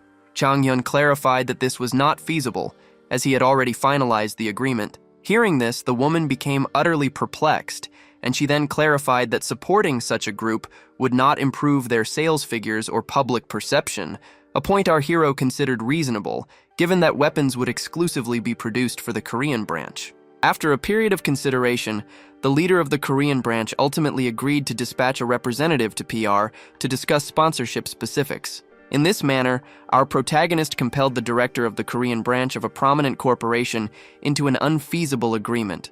Later that day, our hero reached the stadium, and observing the sparse attendance, remembered this crowd size was typical for a Division 3 match.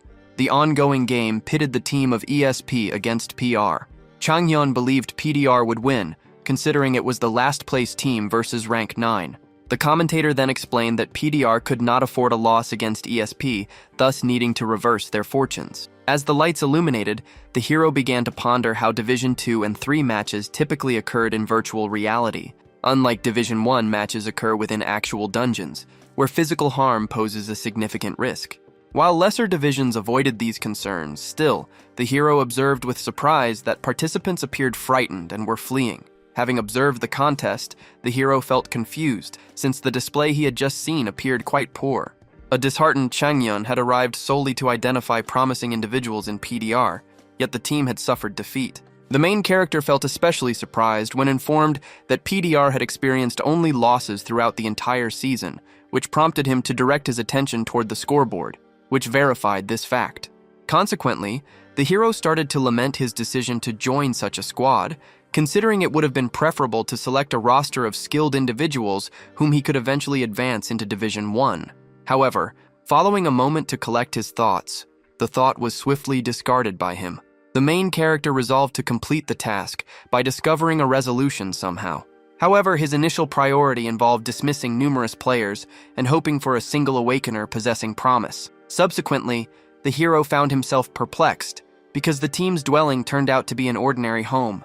Yet, he remembered his initial team also lacked financial backing, leading them to utilize standard residences. He chose to accept the situation, and since he had received the access code previously, he promptly input it, gaining entry to the structure, where a disagreement about the team's latest defeat greeted him. The athletes assigned fault to one another as the appointed president attempted to pacify them. The hero understood that disputes naturally arose, given the team's dismal performance. At that moment, the coach observed the young man's arrival, and subsequently presented him to the team members as their new recruit, the victor of Hunters, the next generation.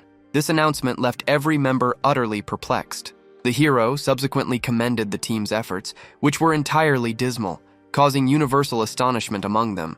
This challenge deeply infuriated one player, who told the newcomer to demonstrate proper deference given their professional status. However, the hero chose to intensify his stance, then ridiculed the man for his offense. The brilliant individual suggested a confrontation against a professional player, stipulating that the defeated party would then manage the team, subsequently challenging the volatile player anew. Subsequently, within the practice area, the protagonist reflected on his team entry and how he addressed members' vulnerabilities. However, merely 3 hunters reacted to his challenges, implying the remaining squad members lacked resolve to confront him. The protagonist subsequently requested they keep their pain receptors active, stating his intent to defeat them that day, desiring all participants to engage with maximum power. However, the impulsive hunter declared he ought to concentrate on his own performance, not theirs. The protagonist identified him as the individual who arrived late to the contest, having confronted the adversary solo. This was Jillian Lee, who, it was hoped, employed a B+ skill called Destructive Charge, generating a shockwave on contact. The protagonist observed this individual's poor training, noting that program newcomers exhibited superior statistics compared to him, since, in his view, the man squandered his valuable skill's potential, rendering it difficult to comprehend how he and the squad became pro-hunters. Consequently, the protagonist emitted a weary exhalation. The protagonist had by this point stepped onto the simulated combat arena. Explosions suddenly reached the hero's ears. The situation unfolded precisely as he foresaw, with Jillian Lee employing his skill Destructive Charge to propel himself toward him, but the hero swiftly avoided the attack. Still, the professional player grinned, then rushed into the structure, surprising the hero. At that moment, the earth beneath him began to shift erratically. The protagonist became instantly vigilant, prompting him to leap skyward, evading a shockwave far larger than anticipated, which revealed the skill's true power. Changyun intended for the opponent to think he had been deceived. The individual subsequently propelled himself toward the gunner, assuming an effortless win. However, he was merely an unwitting pawn in the hero's scheme. Changyun then deployed his air anchor. This maneuver allowed him to ascend, placing the pro-hunter in a difficult spot as the rifle was aimed, and a lone shot rang out. Everyone was astonished by the battle's outcome. The heroes, positioned atop the structure with their friend restrained, inquired who wished to engage them initially, then declared he would inflict severe suffering upon them, causing both individuals to become fearful as his gun discharged. Returning to reality, the vanquished hunters experienced intense torment and subsequently remembered their wager. The losing party had to depart from PR, a term they did not agree to. Nevertheless, the hero disregarded this, instructing them to leave. Witnessing this, both individuals promptly departed the room, declaring that their team would achieve nothing. However, Gil and Lee, filled with anger, still hesitated. The hero then moved closer to him, attempting to expel him once more, but at that moment, the pro-hunter bit his lip and caused his lip to bleed while offering an apology to the hero, a gesture that deeply piqued the hero's interest. Gil and Lee confirmed his responsibility for the error prior to imploring the prodigy for readmission. Changhyeon recognized the man's tenacious spirit and requested a justification for his continued presence on the team, given his defeat by a novice. The exasperated player stated that Destructive Charge constituted a powerful ability, and although it represented his sole strong attribute, he believed this would suffice as justification. Changhyeon acknowledged Destructive Charge's undeniable utility, so he criticized the man for possessing a potent skill but failing to employ it effectively, subsequently mentioning his previous offer of counsel. However, the professional hero resolutely promised to obey all the hero's directives, provided he remained part of the team. Consequently, Changhyeon informed Gil and Lee that the man was prohibited from responding to anyone except himself, then inquired if his declaration was sincere. The impulsive player assented. The protagonist felt uncertain about his choice. However, observing the team's skeletal structure and their lack of funds for new members, he opted to utilize the impulsive player for team discipline. Later, in his room, the hero pondered replacing the 2 dismissed players. Changhyeon sought to recruit Haeju Yu, but she promptly refused, declaring with anger that joining him was out of the question. This saddened the hero, given the hammer genius's exceptional talent. At that instant, a contact reached him which left him astonished. Changhyeon found it surprising to see the sword prodigy, who, having learned of the recruitment from Haeju Yu, began speaking first. Heng Yol, the premier teen player from a capital's private academy, surprised the protagonist by attempting to join PR. Still, the hero then surmised that his outstanding display must have impressed the new contact. After confirming his interest in joining, the protagonist questioned him regarding LHR and the academy, and he responded that a conversation with them was necessary. The hero felt immense happiness from this discussion, recognizing the value of his remarkable hunter performance. The prodigy's sword, representing the next generation, promised to be a significant contribution to the group. At that moment, the hero got a new alert, which left him perplexed because an additional person sought to join the squad, a truly remarkable individual. After reviewing the group's records and data, the hero found himself in a difficult situation. Since skill coordination is paramount for group combat, a quality PR lacked. Furthermore, beyond their complete absence of coordination, the individual statistics for every member were quite poor. At that moment, the hero observed something. Yeonju Lee, the girl, held a skill called Potential Awareness. Her ability enabled rapid target triangulation. The hero found this impressive, particularly when considering its combination with the sword prodigy and also with the two hunters who had reached out to him the previous evening. Such a combination meant PDR possessed the capability to excel within the Division 3 leagues. Subsequently, inside the chairman's office, the chairman questioned the hero concerning his views on PR, inquiring if he valued their abilities, then sarcastically asserted that their vast potential stemmed from his own diligent efforts, which led Jung-taek Lee to clarify his inability to dedicate time to being an effective manager. The chairman subsequently mentioned the hero's recruitment activities and expressed astonishment at his success in securing the Moore's Workshop sponsorship for them. The chairman next questioned the hero regarding the type of team he desired to establish. The hero clarified that he envisioned two distinct concepts. The initial one aligning with what the chairman probably anticipated, where the entire team depended solely upon him. The chairman noted that such an approach would be entirely predictable, before emphasizing that any team employing a singular strategy was destined for failure. This prompted the protagonist to conceive a different plan. The concept remained under development, but he assured the president it would become a powerful strategy upon completion. This revelation surprised the elder considerably, prompting him to allow the younger individual to manage the circumstances. Following this, the chairman moved to the main topic, presenting the protagonist with official papers confirming his new role as the legitimate president of PR. However, as the hero prepared to depart, he was told the team's final seasonal match had concluded, and a press conference was scheduled for the next day, requiring his attendance as PR's new president and representative. Following a brief consideration, the hero consented to appear, driven by a hidden agenda. The following day at the press briefing, the protagonist experienced boredom. Following his introduction as the new team PR president, also acting as a player, the audience showed no interest in questioning him. Consequently, the individual chose to inquire with the LTD president, whose team secured first place this season through excellent collaboration, about his thoughts on his players' promotion to Division 2.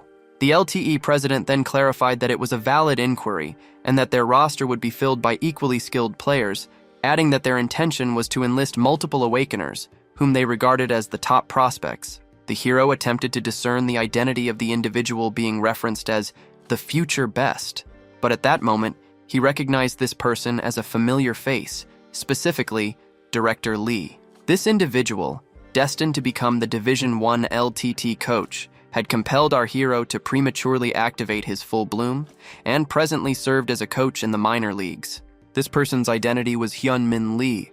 The show's host mentioned rumors of LHR training a hunter, then questioned the coach about this young man's potential appearance next season. However, the coach stated they could not provide a definitive response at present. The protagonist understood that the sword prodigy was destined to join this squad.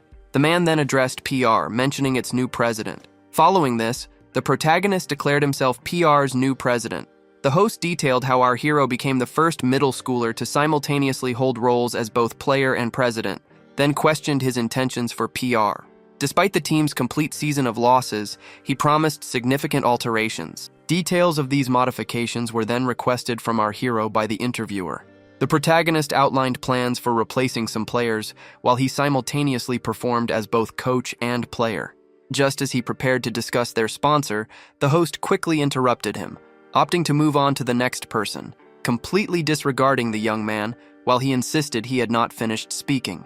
The annoyed interviewer had no choice but to allow the protagonist to speak, and so Changhyun explained that after observing many matches in Division 3, no team truly demonstrated competence. This caused a cold silence to fall over the studio. This assertion provoked Director Lee's strong displeasure. He He then instructed the coaches to prepare, stating that his team intended to overcome them. He subsequently indicated to the director, asserting their certainty in defeating his squad, since it would disgrace the leading team to suffer defeat from the lowest-ranked competitor. Following this, he pursued his taunts, confident in his ability to excel across diverse areas. Entryways swung open. Changhyun felt pleased by their eventual arrival, as Jisoo, Dojin Kim, and Hangyul stood outside his residence. After stepping inside, the blonde individual noted that the team's base of operations was merely a modest dwelling. However, when the protagonist clarified that the team lacked funds for anything grander, he started considering Dojin Kim's initial contact as entirely expected. Conversely, this action proved unexpected from the telepath. Jisoo subsequently observed the protagonist's gaze upon him. Jisoo then inquired if a problem existed. However, the satisfied hero, smiling broadly, confirmed all was well, following a thorough inspection of the team's dormitory. Hangyul expressed that although he knew this was a beginner team, its poor state was unexpected. Jisoo then mentioned his enrollment occurred solely because the hero had pledged to move him to a superior team once his profile improved. Nevertheless, the hero calmed their concerns, explaining a strategy was already conceived. Otherwise, their recruitment would not have happened, and then declared them the team's strongest members. He therefore urged them to anticipate significant achievements. However, the three youths harbored skepticism while situated within a manager's office. Hangyul Choi, ESP's manager, found himself notably irritated, contemplating his skilled players, who consistently faced defeat. Just as he started seeking a resolution, a sudden notification arrived from the coach, detailing PDR's request for a friendly match. The coach's message indicated player participation was expected, as the off-season had begun. He believed this presented a solution to his issue, convinced that only winning could end their losing streak. Consequently, he promptly reached out to the coach regarding the friendly game, requesting a specific date be set for the contest. The team members expressed curiosity about this exhibition game, as competing during the off-season was uncommon for them. Discussion then shifted to PDR's new manager, who had disparaged LTT. The players considered this amusing, given their certainty of LTT's defeat even facing PDR. When the match day came, the coach questioned the young man's certainty regarding his choice, noting the protagonist's recent introduction to veteran team members and the need for new recruits to acclimate. The coach clarified their insufficient number of hunters for an internal 7v7 match, but as the man attempted to press his point, the hero asserted the necessity of action to aid this struggling team, which left the trainer both curious and hesitant. The hero clarified their impending loss and remain in last place. Ongoing losses foster hopelessness, causing players to lose their competitive advantage. However, he asserted that when the prospect of victory is present, circumstances change for people. The hero chose to give Pierre hope, believing his involvement alone might shift the match's outcome, and with a smile, the hero resolved to prove they too could soon enjoy a win. An individual approached the hero, stating uncertainty about whether to call him president or manager, then introduced himself as ESP's manager. When their hands met, the hero noticed the man's eyes held no gravity, indicating an arrogant dismissal of their capabilities. The game was set to commence. Changhyun questioned his squad's readiness. He confirmed his leadership role, expecting careful adherence to his instructions. Nevertheless, he harbored reservations about their capacity to follow through. The protagonist considered the team's composition, all current members, himself, and one new addition.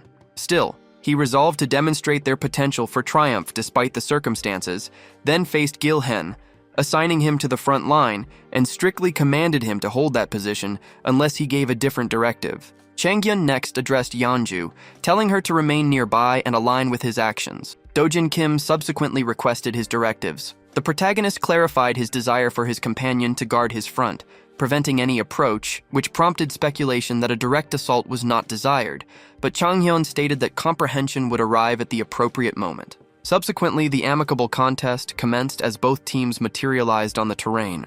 The ESP manager identified the location as the Imperial Bridge, a battlefield restricting tactical options because of its straightforward design.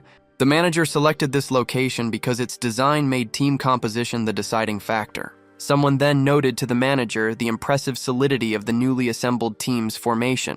Choi, however, clarified that this was merely superficial, given their recent final match, then indicated the formation would quickly collapse once movement began. Such was the expected outcome. Still, the manager observed the vanguard's robust appearance. He then faced an inquiry about whether the hero had trained the team, to which his reply was that this information would become apparent during the match. At that moment, activity registered on the map. While the hero employed his air anchor for elevation, the opposing team highlighted his exposed state. The manager found this favorable, as the protagonist appeared to disregard his own location while directing the team. Consequently, an adversary rushed towards him, aiming to capitalize on this unique chance, and, having adjusted his spear's hold, he sought to halt our hero, who then dodged at the final instant. Witnessing this, the manager started to believe the hero's position was not a mistake, and after Dojun Kim eliminated the spearman, they understood this was a clever strategy to draw in his opponents. The manager found it impossible to trust his vision, since he had observed a tactic where a crucial role like a marksman was deliberately jeopardized. Following this, the main character readied his firearm, causing everyone to become vigilant, prompting the tank to shield his allies behind him as he started to dread the outcome. Realizing the protagonist possessed the ability to transform mana bombers into projectiles. Instantly, the opposing team's vanguard shield was utterly destroyed, creating a powerful concussive blast across the bridge. The contest concluded with Purr achieving a decisive win, leaving ESB's manager utterly perplexed. Their defeat by Par occurred almost instantly. Concurrently, within the dungeon, after observing the events that had unfolded, Gilhen felt astonishment, realizing that he initially failed to grasp the team leader's strategy of self-sacrifice, yet the leader secured their triumph. Following this remarkable accomplishment, the Vanguard member found himself deeply impressed by our hero. Once the match concluded, PER's members started discussing their joy at securing victory, and our hero listened contentedly until Gilhen suddenly approached him, inquiring about his method for achieving their win. Changyun responded with a smile, asking the young man if he understood the crucial element in a lineup battle. The young man replied that maintaining formation integrity was key. However, upon inquiring how to disrupt the opposing team's structure, the professional player remained unable to provide a solution. Changyun clarified that the resolution involved either allowing opponents to break their own ranks or overpowering them directly. Gilhen felt astonished, realizing the simplicity of this answer had completely eluded his thoughts. Changyun detailed his use of a method named Former, which enticed adversaries into an offensive setup, then attacked during their transition. Consequently, the professional player grasped the reason for the team leader's solo advance, leaving himself exposed. Changyun subsequently noted the young man's probable astonishment at the solution's apparent simplicity. The prodigy then approached them, stating that effective responses were consistently straightforward but undeniable, and added that the team's excellent coordination suggested prior practice before his arrival. However, the sniper clarified that no training occurred. Instead, he had merely selected an uncomplicated formation. Hangil subsequently understood this constituted a component of the hero's overall plan, prompting him to inquire whether they could consistently employ this approach, given this strategy promised dominance within Division 3, especially with Dojon and Jizu bolstering their ranks. The marksman then stated that while the idea seemed perfect, he reflected that even Division 3 could present challenges. The 9th place team was barely defeated, despite their numerous prior wins, meaning this tactic wasn't consistently viable. This method could bring success against less powerful teams, however, it would prove ineffective against stronger adversaries. Changyun later clarified that a repeated strategy would diminish in effectiveness once discovered. Jizu insisted on understanding the youth's strategy, given his PER enrollment was based entirely on trusting him. This caused the hero to remember Jizu's unique position as the team's only member, having been guaranteed that once their standing increased, he would facilitate his move to a superior position for his career's advancement. He informed his teammates that devising a different tactic was necessary. Nevertheless, the grabbing wielder argued that such an effort was without purpose, given the team's severe lack of effective skills. But at that instant, our hero's lips curved into a smile. Then he explained that their team possessed resources beyond mere skills, which astonished his teammates. Jizu, however, struggled to comprehend. When the team's leader produced a mana bomber, the hero clarified their intention to utilize it, then strongly asserted PER's future specialization in mana bombers. Subsequently, within the locker room, Hangul felt bewildered after receiving instructions to practice levitating numerous swords simultaneously. The president inquired whether his training regimen presented any difficulties.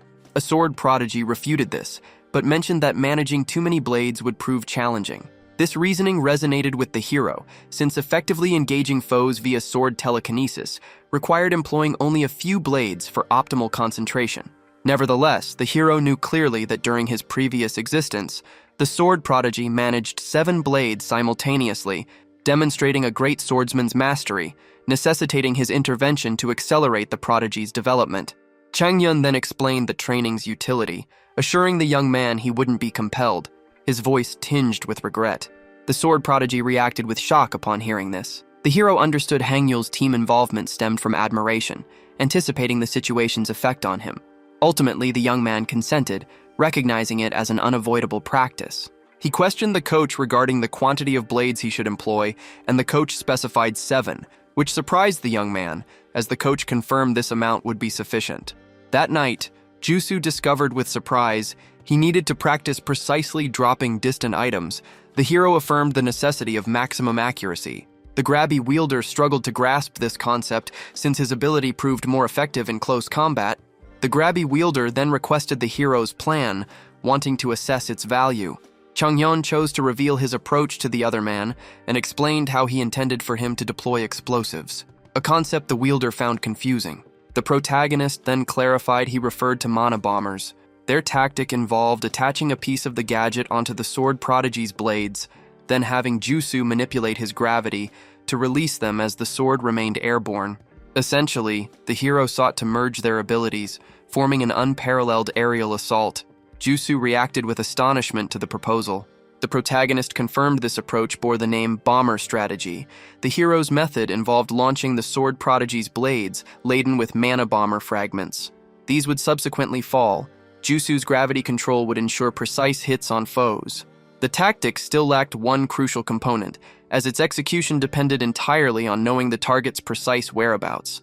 However, the hero possessed an individual capable of fulfilling this requirement, specifically his teammate Yeonju Lee.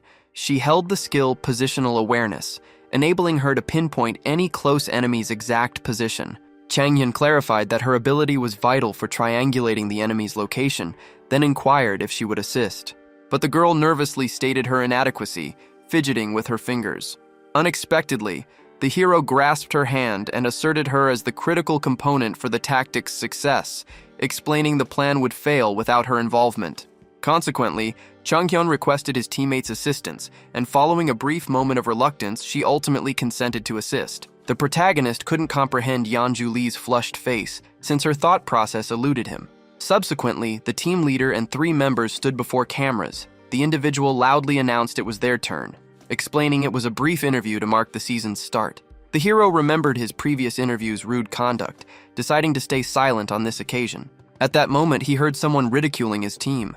The man then explained the team would surely fail, citing their teenage manager's inexperience and youth. The interviewer attempted to mitigate the man's hostile remarks, suggesting PR might be trying a new strategy after their poor performance last season. Changyun confirmed his status as a teenager, then declared that once PR defeats Yu's team, Yu would be just an old man with no notable achievements. This infuriated the man immensely, when suddenly, an interviewer intervened, stopping the situation from worsening. This left Yu consumed by anger. Changyun found it amusing that a team of similar strength underestimated them so greatly. He therefore resolved to demonstrate his team's capability to Yu in their initial game. Subsequently, the protagonist had a reliable supporter nearby, a skilled swordsman who questioned his choice. The hero then clarified that strategies needed swift implementation, adding that their own approach would not be easily countered, even if disclosed prematurely. The youth did not object, yet he remained uncertain. The president then understood that Hangyul likely believed they could defeat the 8th-ranked team through conventional combat. The protagonist fully recognized that if this strategy were employed, he would bear the primary burden, but he also understood it would not serve the present PER's advantage. Changyun pointed out his teammates' crucial role in the bombing plan for the strategy's success, prompting an assurance of his best effort. This outcome satisfied the hero, and so the protagonist, with his squad, entered the arena. Changyun resolved to demonstrate Pier's value to everyone while moving toward the crowd's roar. League regulations stipulated that the lowest-ranked team could select the Hunters League arena, and because PR held the lowest position, they gained the privilege of choosing their battlefield. Consequently, the City of Arena map was their selection. The protagonist subsequently messaged his bombing squad members, instructing them to deploy the tactic after finding optimal positions, then requested the remaining 3 to engage numerous adversaries while striving to avoid demise. Yeonju Lee updated the team on her location, stating she was on a building's upper floor at the map's eastern edge and intended to wait within the office situated on the far left. Her skill was then initiated, enabling her to precisely identify the target's positions and reveal them to her team. The protagonist considered this ability's great utility on large maps. The girl then informed her teammates of the exact meeting point for their enemies, prompting the protagonist to open his map to mark and view the precise location. With everyone in place, the hero declared they would destroy the building and shoot anyone attempting to escape. Changyeon then explained that if they tried to avoid his bullets, they would become direct targets for the bomber's strategy. The hero then inquired if everyone was ready, and they confirmed everything was prepared. This pleased our hero, who readied his rifle as they could finally begin. With that said, blades, laden with mana bomber fragments, started traversing the sky. His hiding spot concealed the sniper, who remained quiet and prepared for engagement. He subsequently instructed his teammates to initiate the bombing. Immediately after, a mana bomber fragment separated from a blade, descending onto the structure. Concurrently, within the structure where the opposing team patiently awaited, a player remembered their coach's instruction to exercise caution regarding the day's adversary. The coach had advised that, although the protagonist was youthful, they must avoid impulsive actions stemming from underestimation. The player mused that an intricate strategy wasn't necessary to confront a novice such as our hero, but he and his squad resolved to exert maximum effort. The player intended to deploy his skill-devastating strides, capable of generating an earthquake, thereby ambushing the foe upon their appearance. Consequently, he anticipated their arrival with fervor, harboring a strong wish to eliminate them. However, at that precise moment, the mana bomber fragments separated from the blade. A trembling roof overhead bewildered the players, prompting one player to instruct his team to deploy mana shields for defense. In this manner, protection was secured by the players from the descending debris. The boy remembered the protagonist's prior attempt to collapse the structure during the competition, thus anticipating a repeat of that strategy, believing the hero had utilized the artifact's power to cause the building's collapse, suggesting his mana reserves were significantly depleted when his attention was suddenly captured by 3 flying blades visible outside. The enemy team grew vigilant from this curious sight. A player identified it as the Sword Prodigy's ability, while the orange-haired individual understood the opponent was attempting a remote elimination, prompting him to instruct his teammates to neutralize the blades. Following this, he started wielding his own sword against the airborne blades. Simultaneously, the gravity skill was initiated. The gravity skill released every piece of the mana bombers onto the disoriented opposing squad. The individual understood his current position was at the edge of losing. A massive blast then happened, and instantly, the youth experienced intense agony. Nevertheless, he endured. The youth was astonished that the weapon had detonated. Concurrently, an individual waited beyond the crumbling structure. Subsequently, a fleeing participant entered his sights. A lone projectile swiftly dispatched the target. The marksman felt satisfied, his involvement having been minimal. He understood the adversaries chose distant assaults, recognizing their weakness against the blades during close quarters fighting. However, this would prove challenging, given the individual controlling the blades was the Sword Prodigy. Consequently, their champion recognized that success was assured. With the contest concluding, Team TD experienced a devastating loss. This sight left the man bewildered as he had never encountered such a strategy. Jin Han Lee, the first division manager of LTD, had not anticipated this outcome in the lower leagues. The manager then questioned his colleague if that strategist was the individual who caused issues at the Division 3 interview. His colleague confirmed this, reluctantly acknowledging the hero's capabilities. Our hero had deeply impressed the first division manager. The man then inquired why Changhyun hadn't been recruited, but his colleague confirmed they had tried. However, the hero seemed already affiliated with Team PR, having promptly declined all their generous offers. Jin Han Lee declared that regret was now futile, then instructed the Division 2 team to contact our hero. The sniper captured the man's keen interest. Attention returned to Team PR's win. Their recent accomplishment still perplexed the young man. He mentioned they had finally secured a victory. Jin Han Lee, too, felt impressed. The team leader advised against excessive excitement for their initial win, adding that celebrations would occur post-interview. He further foresaw the Sword Prodigy becoming the match's MVP. Subsequently, the match's MVP, Heng Yol Yeon, began his interview. The interviewer questioned the young man regarding the strategy his team, newcomers last season, employed for their significant win.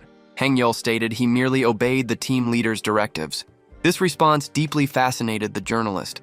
The sword prodigy reiterated his sole adherence to Changhyun's commands. Following this, the interviewer mentioned social media's frenzy regarding the strategy, likening it to sophisticated military maneuvers. However, to his astonishment, the match's MVP revealed their team leader. The MVP mentioned their leader had characterized the strategy similarly, then highlighted that their tactic remained flawless throughout the game, expressing deep respect for him. The hero felt bewildered by this revelation, since his colleague chose his moment of glory to praise him. Dojin Kim then remarked that the sniper appeared almost like a cult leader, which was abruptly affirmed by another person. The teammate declared Mr. Changhyun merited such reverence. This peculiar conduct piqued the protagonist's interest, prompting him to request his teammates cease the formal address, deeming it inappropriate given the player's seniority. The hero's teammate became visibly mortified. Changhyun knew his team would be ecstatic, having secured their initial win after a considerable period. He also felt confident PEI would increase its strength and undoubtedly control the Division 3 league. The blonde individual, having finished his noodles, observed our hero walking past and inquired if he had plans for his day off. Our hero, the team's leader, stated he had an appointment, then reminded his friend to remain diligent during the season, even on a weekend. Following this exchange, the sniper said goodbye to the swordsman. Dojin Kim completed his soup and set the bowl down, then chose to view his television programs. Soon afterward, outside the stadium for the Hunters League, a person waved at our hero, who was Min-suk Lee, and our hero promptly returned the greeting. Min-suk Lee assured the young man that his timing was perfect. Changhyun inquired about entering, and Min-suk Lee assented. The stadium echoed with the fervent enthusiasm of hunting fans and their excited shouts. Our hero calmly took his seat. Min-suk Lee questioned our hero about his familiarity with main matches, noting his apparent knowledge of the stadium. Our hero found this amusing, given his extensive past life experience there, but he attributed his familiarity to being a professional player.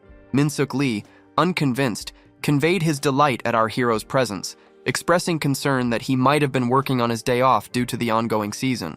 Changhyun thanked the man for the invitation to the Korea versus Japan match, a contest their nation typically lost. Our hero then inquired if the confrontation was compelling, prompting the man to remark on his harshness towards Korea. Min-suk Lee stated that although Japan was a formidable team, their opponents included some of Korea's top Division 1 hunters. Our hero felt dissatisfaction with his country's current standing, so Min-suk Lee asserted that their national team members were not inherently weak, and he desired our hero to observe this match because he would eventually represent his country, thus urging him to seek retribution for them. The man then clarified that this was not his sole motive for bringing him. He also intended to introduce him to a friend from the Japanese team. The smacker grasped the full situation, since Min-suk Lee held strong faith in his abilities, leading him to closely watch the game, aiming to evaluate his nation's standing. The competition concluded, with Min-suk Lee suggesting it was time for them to depart. The Korean squad suffered defeat, having eliminated merely 2 Japanese hunters. When the hero noted their loss, Min-suk Lee suggested visiting his international acquaintance, leading the hero to perceive that even though the man feigned indifference, he appeared rather annoyed by the outcome. Observing his suppressed vexation, the hero offered to encounter the Japanese hunter. Soon afterward, the heroes stood by until the Korean hunter gained recognition and offered a wave. The individual was a prominent figure among the nation's Japanese hunters, Takumi Minamino. The pair of companions promptly exchanged greetings, embracing. Takumi Minamino questioned his companion about failing to initially welcome his compatriot, yet Min-suk Lee stated the current generation lacked promise, indicating he would place his trust in future hunters of tomorrow. He then presented our protagonist to his associate, a person recognized as Japan's most prominent offensive sharpshooter, before introducing our protagonist to Takumi Minamino, whom he characterized as a budding talent recently joining the hunting world. Following this, the 2 individuals exchanged handshakes. The hunter from Japan started scrutinizing the youth, then inquired of his companion whether he could evaluate his abilities. However, Min-suk Lee told the hunter from Japan that direct inquiry to the young man was necessary.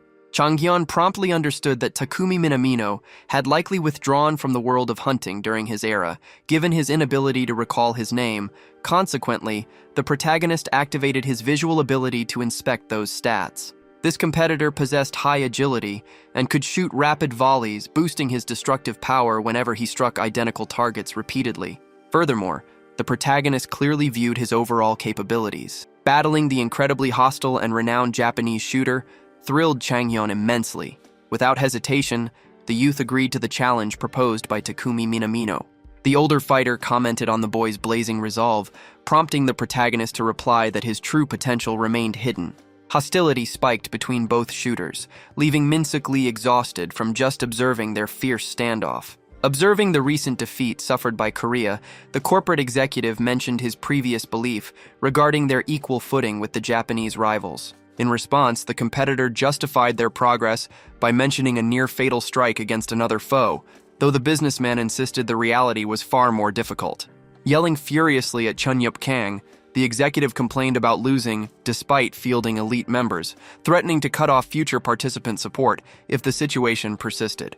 Following that outburst, the frustrated official stormed out of the area. Chun Yup Kang remained solitary with Director Lee. The player questioned Director Lee about any promising individuals he might have identified within LTD's ranks while observing Divisions 3 and 2. The director then recalled his success in discovering significant talents, such as the prodigy swordsmen, who were not affiliated with LTD. Director Lee understood that a contest involving the grabby wielder and the sword prodigy would prove highly valuable, even for a Division 1 squad. He subsequently pondered the hero who triumphed in the TV show competition, considering that Korea could benefit from such an individual. However, he chose to swiftly dismiss these notions, since all of them were Division 3 teenagers incapable of meeting his extreme requirements.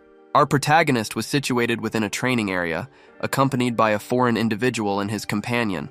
Min-suk Lee started considering how his friend intended to stir up problems anew, given that he remained the identical person he recognized from their time as international teammates. Min-suk Lee questioned his companion, who stated a desire to evaluate the young man's power since he simply wished to engage the young man in combat. Consequently, Akwi was requested to hold back his full power. Nevertheless, the individual confirmed his prior knowledge of facing a Division 3 Korean player, and therefore stated his intention to take it easy on the youth. The protagonist observed Min-suk Lee's laughter, prompting him to also display a grin, an action that inexplicably irritated the Japanese hunter, leading Min-suk Lee to conclude that both sharpshooters were challenging individuals.